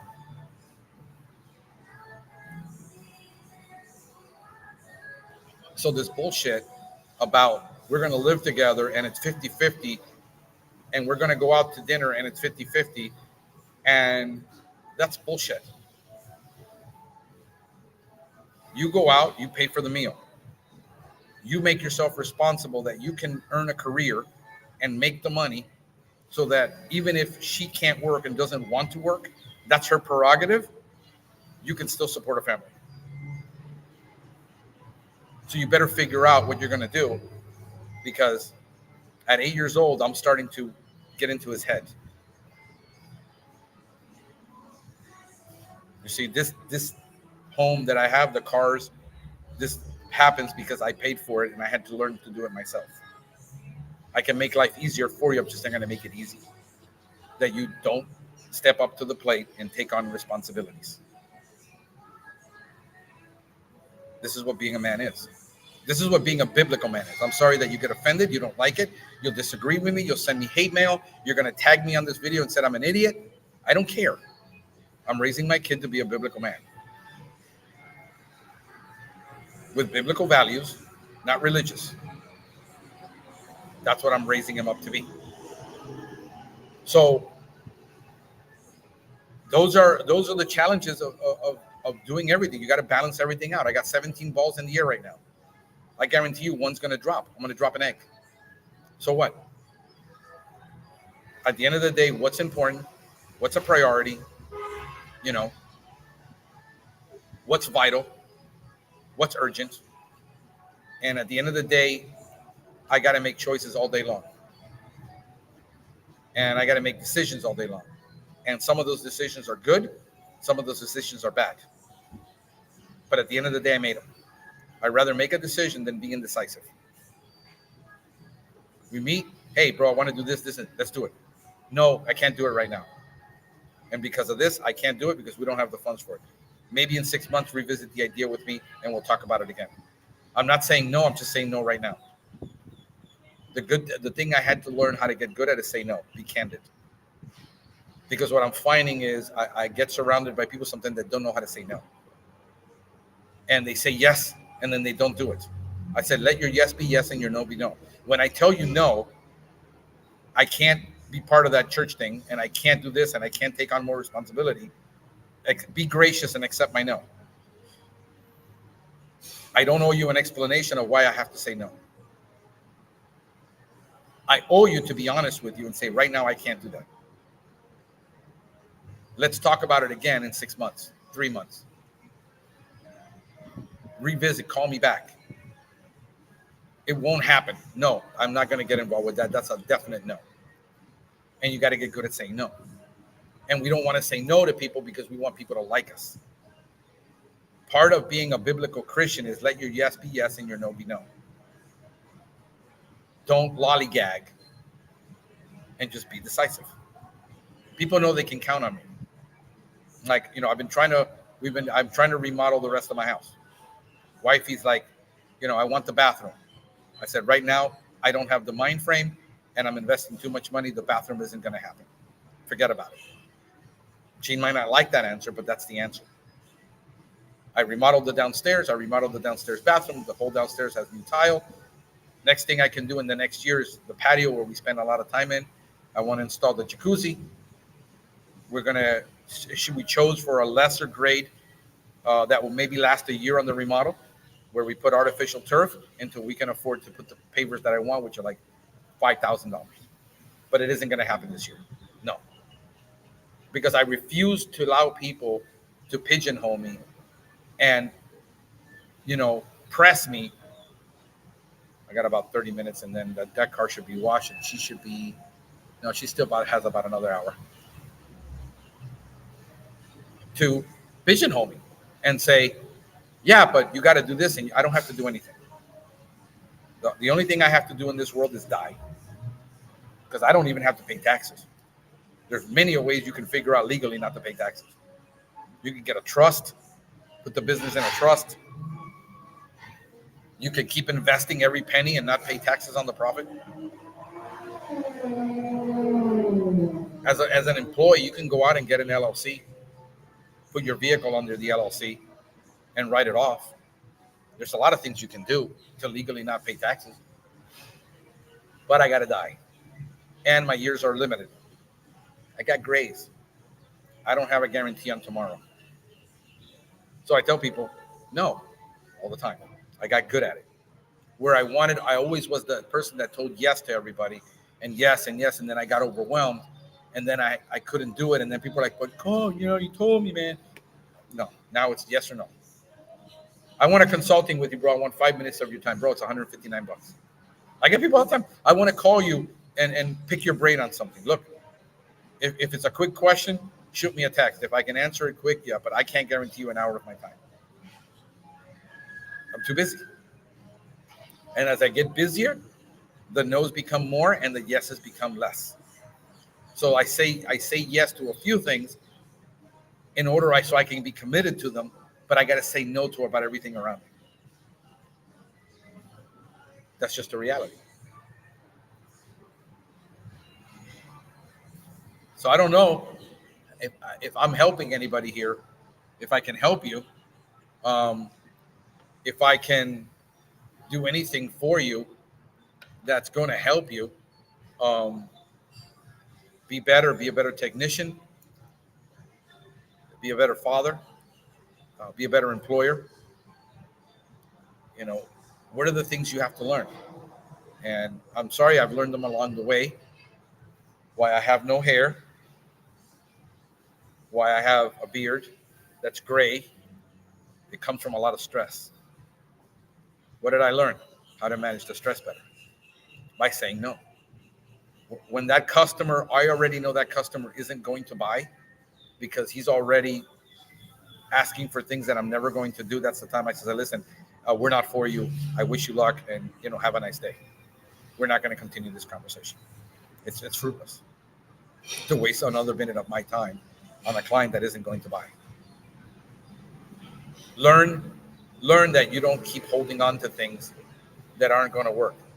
I held on to a marriage 4 years longer than I should have because I wanted to try to save it. But I already knew it was done. Yet I still tried.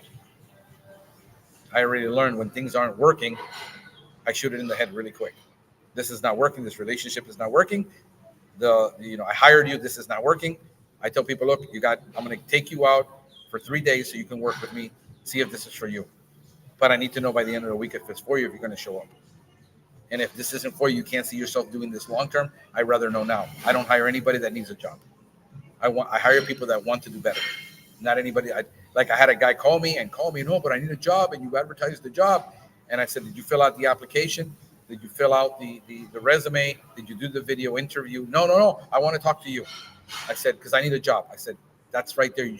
You're desperate, and I don't want you. I don't want to. I feel bad that you don't have a job, bro. And I have compassion, but at the end of the day, you're not going to be the best thing for me, and this is not going to be for you. Desperate people make desperate choices in the moment, and then they get to regret it, and everybody around them regrets it. You speak English? No. I can't work for me. Do you have papers? No. I will not pay you under the table. You can't work for me. It's that simple. I have experience spraying. Definitely can't work for me. I mean, I'm not gonna. The guys think that's a badge of honor, bro. I know how to mix chemicals in the tank and spray it. I said I can teach a monkey to do that. That's not what I need. You don't know what it's going to be like working for me. Did you bother to look up my company to see what I'm about before you applied for this job? No, you're not serious about learning anything. Because if you're really serious, I'm everywhere. And if you would have looked up my company, you would have seen I have 1,800 videos out there. I have a podcast. You're gonna have a heck of a time fooling me that you know something. Especially when I take you out in the field and I test you, you're gonna have a heck of a time. How you doing? So, that's it, folks. I think I'm going to see if that car's washed. I got to go run a couple of more errands for the princess that she wanted me to do. Yeah, I dubbed her the princess now because she told me the other day, well, I want to be passenger princess. I don't want to drive. I don't want to do this. I don't want to, So basically, I drive her everywhere now, especially on the weekends. So that's it, folks. This is where I'm at.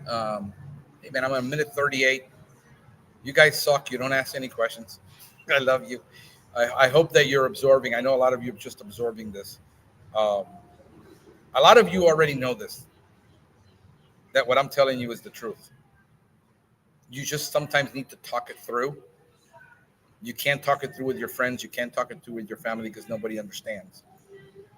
90% of people you're going to talk to about business don't get it, of what you're going through, because 90% of people have never owned a business. Actually, it's more like 95 have ever owned a business. They have no idea. Even if you talk to your wife and she sees what you're going through, she doesn't understand. Sometimes you need to talk it through. You need to talk it through with somebody. Find yourself a local friend that you can talk to that's going through it, how they're overcoming. A lot of the times, you need to just verbalize it so that it makes sense in your head, because I'm a verbal person. Like, she sees me there, like, who are you talking to? I'm all day long because I'm talking it through so that I can hear it to see if it makes sense. Some of you need to give yourself permission because nobody's going to listen. You ask your wife about starting a business, she's going to say no. You're done. You talk to them about doing something, they're going to say no. Sometimes you're going to say, guess what? I'm tired. I'm done. I've done this, and I need to um, give myself permission to do it, and I'm going to do it. And that's going to be the end of it. You think things you need to do, you want to do, that you need to give yourself permission to do. So, like I said, there's my Pest Geek group. You can always ask questions there about this podcast. You can drop a message in there. I try to answer it. I can always answer it in my weekly sessions that I'm doing. We switched it over from Mondays at 8 a.m. to Tuesdays at 3 p.m. And then my son had a change in schedule with his soccer and all this, and I had to take over, and now it's 4 p.m. because his soccer's I pick him up at 3 from school. By the time I get home, 3:45, I can do the podcast on Tuesdays, 3 p.m. But now it's going to be 4 p.m. because I got to do the soccer thing at 6. Again, you keep changing your times, man. I can't predict when you're going to be on, bro. Sorry to hear that, brother, but my family's going to come first. You're not paying for this. I'm doing it for you. Like, I don't know what to tell you, brother. Trophy yellow smiling. I don't know what that is. Whatever. You're gonna have to you need to explain it to me, Andre. I love you guys. Hope you're doing well.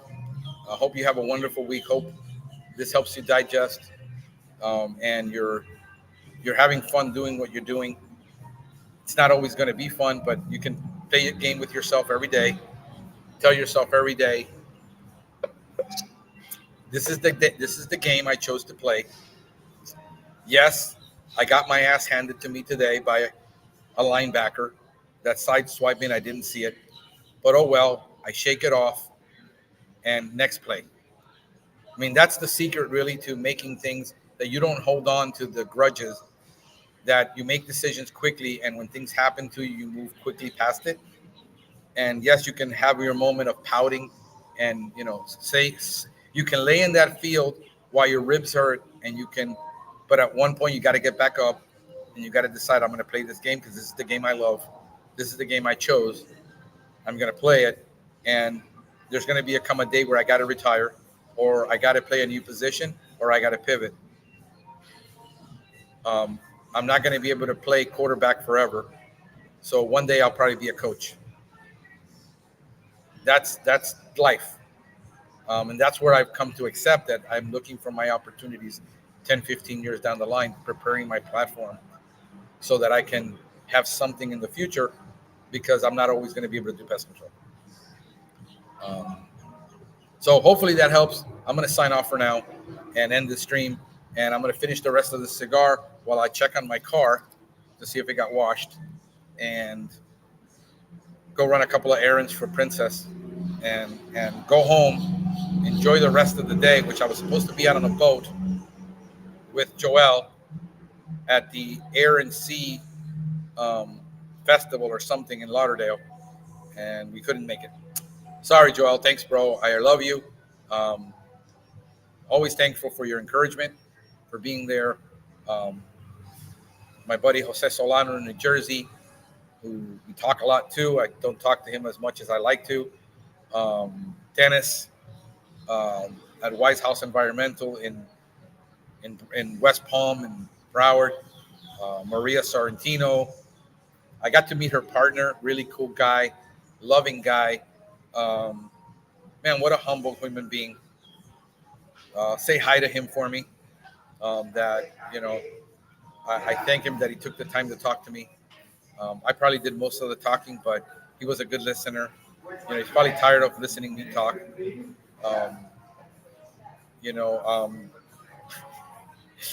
Philly, up in Columbus.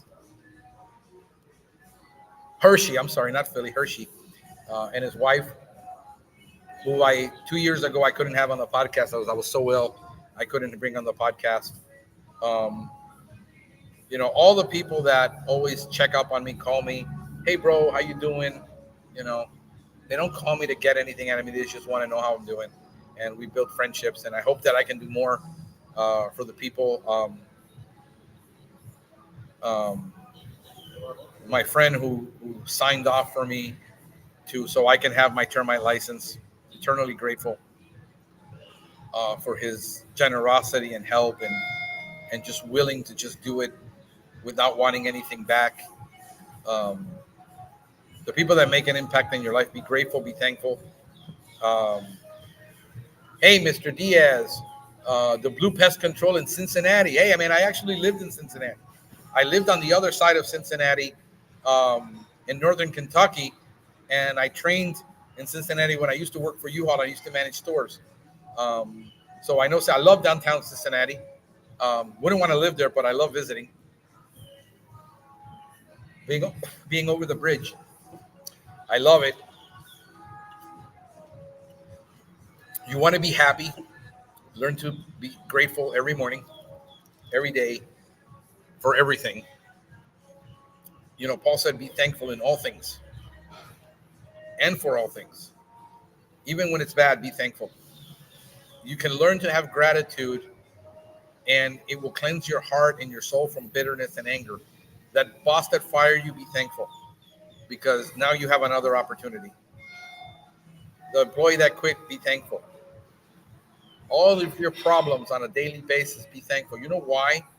Because somewhere out there in the world, there's a person living in a cardboard box in Haiti somewhere, in a shelter made out of wood and metal, wishing they could have all the problems you have. There are people in Cuba right now that I know that are wishing they had all the problems I had. Um, I escaped from California, been in pest control for years, opened up my own company a year ago. All right, let me see. And I'm going out of here. I'm reading this out loud here, brother. I'm sorry. Show. Yeah, I want to show the. Nope, I want to show it. Yeah, I just can't go any lower on the screen. But yeah, man, congratulations on being your first year and anniversary. Um, Love it, brother. Yeah, man. Yeah, it's definitely different than California, brother. Hope you're handling the winters well. Um, that was the first time I was in Columbus, and I was in Ohio. Worst winter they ever had in 20 years. Lucky me. I came from Florida, you know, um, and I was living in there with all the snow. So yeah, I know the Midwest well. Lived there 8 years. Traveled all over the Midwest as a salesperson, and I loved it. I love being there. That's just, man, be thankful. Um, Puts everything in perspective. The whole world is talking about gratitude. Jesus said it 2,000 years ago. In all things, give thanks. Come to me with thanksgiving in your heart.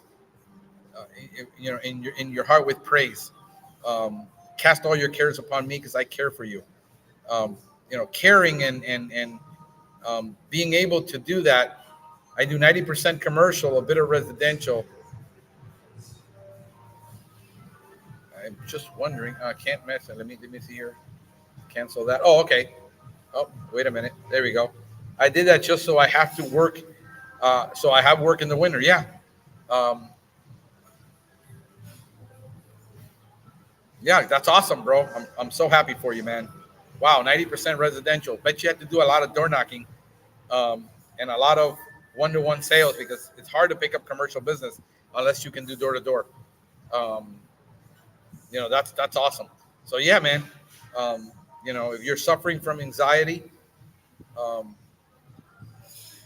come to me with prayer and supplication with thanksgiving. That is the cure for anxiety.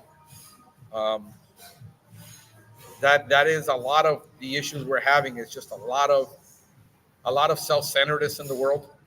A lot of people just thinking they're entitled and they deserve something when they haven't earned it, and they can't be thankful for anything because they feel the world owes them something. If you find yourself in that condition, if you find yourself bitter and angry, let it go. Be thankful for the opportunities you have. Um, my Eric's brother is in Ecuador. Things are tough. Um, Wishing they could be here. There's a lot of people wishing this country. I hate it when people criticize this country of all the problems and everything it has, and yet there are people killing themselves to come over the border. I have family members that escaped from Cuba on a boat, on a raft, to go over to Mexico, to come across the border, to come to immigration and become um, political asylum and ask for political asylum because there's no food in Cuba. There's no medicine. You put that crap in your pocket about having the greatest medical attention in the world. My sister-in-law is laying in a bed where they can't even find the medication that she needs for pain, and an anti-inflammatory that requires a prescription. They can't find it, and she's been in pain for months. I can't send it because it requires a prescription for me to buy it. I would have to acquire it illegal and send it to them. For all you communist bastards out there that you know have that position that I should get $20 an hour just for breathing. Good luck with that. I don't sympathize with you. Go live somewhere else. Go move to Canada. Denmark is one of the best economies in the world for employees. Go move somewhere like that. Leave. Uh, you bitch and moan about the way things are in this country when the rest of the world is living on $1 a day, and you're complaining about what you have. It's all the billionaires' fault that control everything. I can't do anything about billionaires, bro. I'm deaf to it. Don't talk to me about shit I can't do anything about. It makes no difference to me that Bill Gates and all these guys have billions of dollars, and then Walmart refuses to pay people when they're a billionaire company. Hold on, I got Princess calling me. Yes, honey. Absolutely. Whenever they call, I'll answer it. Okay, dale. Yep, bye. I have another delivery from somewhere of something she ordered, and they say they've been calling and I don't answer. But again, I'm probably on this. Nope, nobody's called. They're wrong. They need to answer again. Nobody's called. All right, I'll be answering the date now. Recent? Nope, nobody called.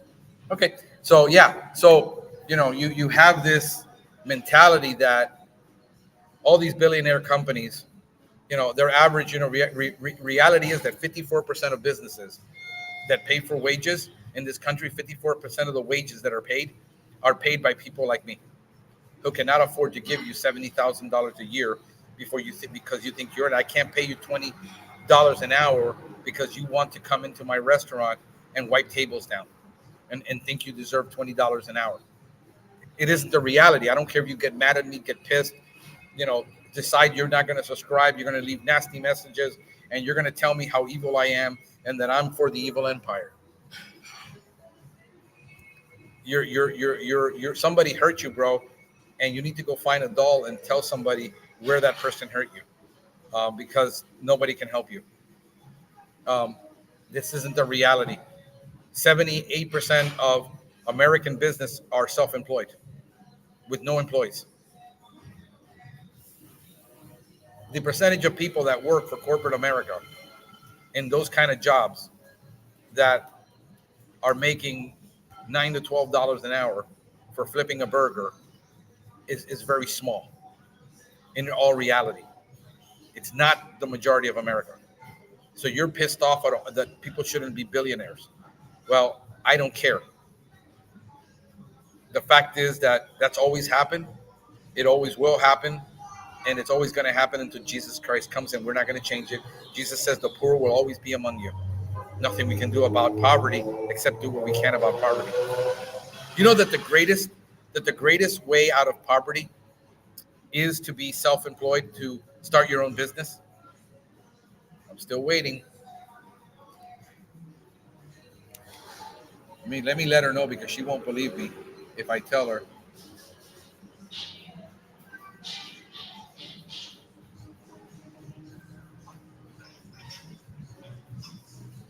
Nobody has called from the gate. I get people who deliver my Instacart. They don't speak English. They're working for Instacart, making more money than they could for somebody else. I got to respect the hustle.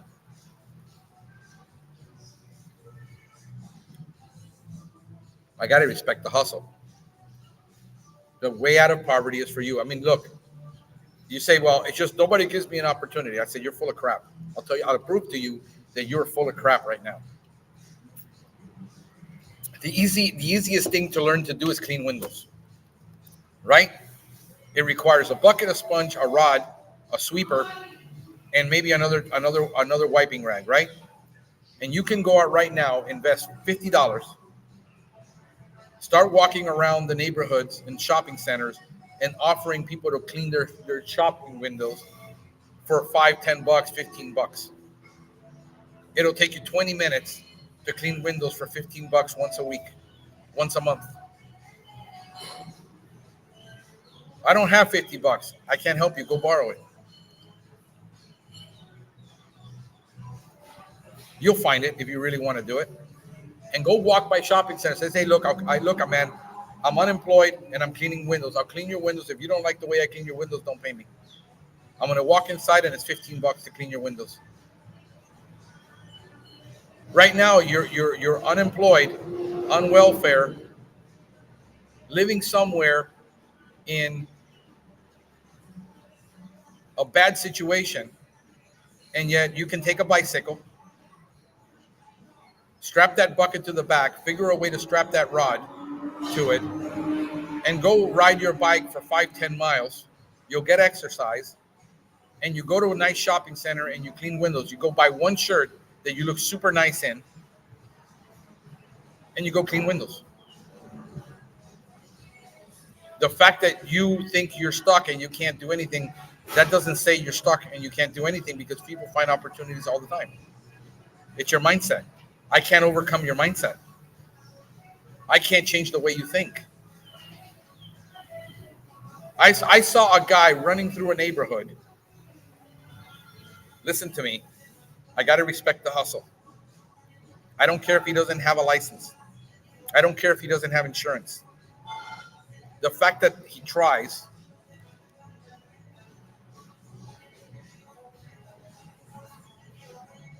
But I saw a guy in a neighborhood. This was like 2 years ago, with a bicycle. He took one of those little kiddie trailers that you carry your kid on, little trailers you put in the back of a bike. He put a piece of wood on it, a flatbed, and he had a lawnmower on it with a bucket on top and a rake. And he was riding through the neighborhoods, mowing lawns on his bicycle. I have more respect for that guy doing that than the guy who sits at home and says, I don't have any opportunities. Because that guy is the quintessential entrepreneur, the spirit of an immigrant who came to this country with nothing, grew up without a father in welfare, and figured it out on his own. So the fact that you say you don't have opportunities is total bullshit.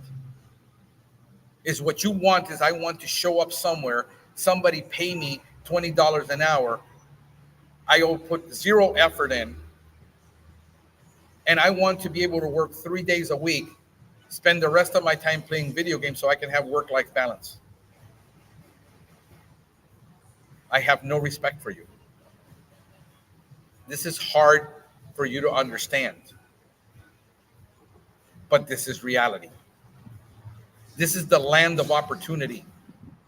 I don't care who's in the White House. I don't care who's in the White House. I don't care about the Republican Party. I don't care about the Democrat Party.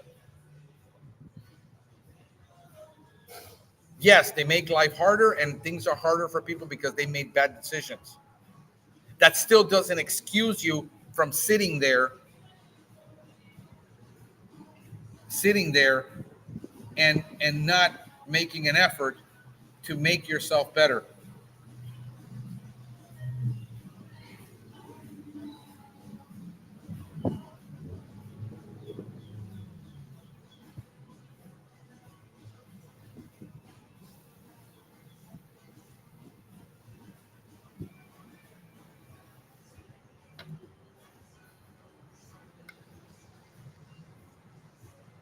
They can't figure out how to find me in the gate. They haven't been calling. You see, that's what we as entrepreneurs and people who go out and get our own and had to hustle and had to work and go through a bunch of bad employers to figured out that nobody was going to give it to us. And the fact that 78%, almost 80%, look at the 80-20 rule, are self-employed with no employees. The businesses in America. Only, I think I'm looking at the numbers as part of the course I'm teaching on entrepreneurship and startup entrepreneur. I'm going to have a course coming out on that to help people start up. But only about 10% or less have 4 employees or more.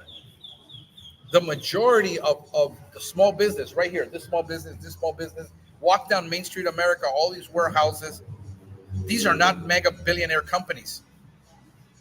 These are mom and pops who take home less than $50,000 a year in income, risked everything so that they can start a business, so that you can come work and bitch and moan about how we're exploiting you and not paying you when the customer walks in through the door and is not willing to pay your prices and always beating you up on your price. This is what you don't see.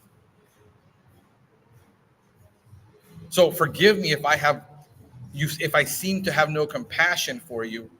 The fact is, my compassion is I'm giving you the information, you refuse to do nothing with it, and then you blame everybody else for the predicament you're in. Because if you want to learn anything, you go to YouTube, and if you want to learn how to do SEO, there's 1 million videos. Hey, but I got to spend 100 hours, investing and watching these videos before I can find a client. Yeah, and if you go to college, you got to spend 4 years. And if you start a job, you're going to have to work your way to the bottom. And if you start as an apprentice, you don't know anything, you're going to make $15 an hour and have to learn. And guess what? That's called paying the price. It shouldn't be that way. Well, you're delusional, my friend, because that's the way it is all over the world. And nobody's ever going to change that.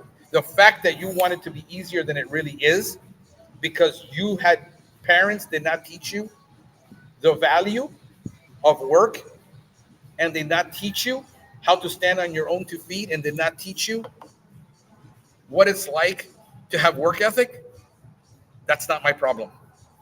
My problem is to find the person that wants to get ahead, move ahead, get up, do, and that's the guy I'm going to hire. And it's like a needle in a haystack. Here's what it's like. It's like finding a needle in the haystack, and then you have to remove every little straw in that haystack to find it. That's how hard it is. So when I'm sitting on my end of the table and you're bitching about that, that's the moment the conversation ended. Next, we have no time for it. Well, now I really have to go because it's 4:30. Let me ask her. Not on the internet watching videos. What the hell? Are you monitoring me? What? No, hell no. Furthermore, hell no. I'm actually doing a podcast, smoking a cigar, waiting for you to finish. And by the way, how long before you finish?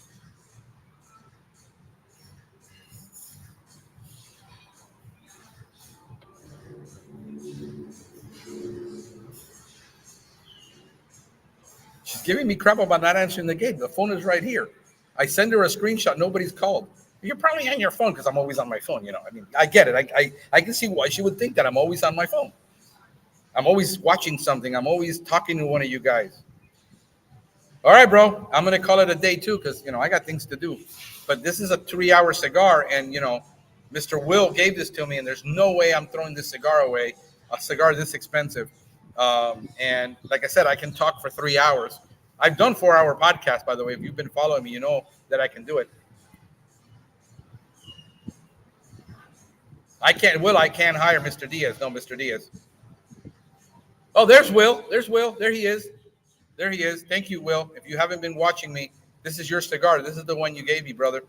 I'm going to smoke this thing until it burns my finger and gets down to the nub because it's so damn good. And I'm so thankful for you for doing this for me. So yeah, let me see. So I'm gonna have to go working on my feet now, like 15 minutes. There you go. All right, so I got 15 minutes before I have to pick her up.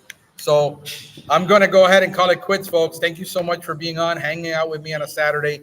You guys have nothing to do with your lives that you gave 2 hours of your life to be here with me, you losers. Thank you for being on. I love you. I will see you on Tuesday at 4 o'clock p.m., where I'll be doing some training, and I will be doing some marketing training, sales training, pest control training. Let me know, man. Send me your questions. Comment on this group. Tell me what you want me to talk about. I will do the research for you. I will put in the hours, and I will come back with you with the answers that I know, and I will talk to my people that know something more than I do, the people I've surrounded myself with, that I can call on any moment's notice and ask them a question, and they will answer me. So thank you so much, guys. Have a pestacular day.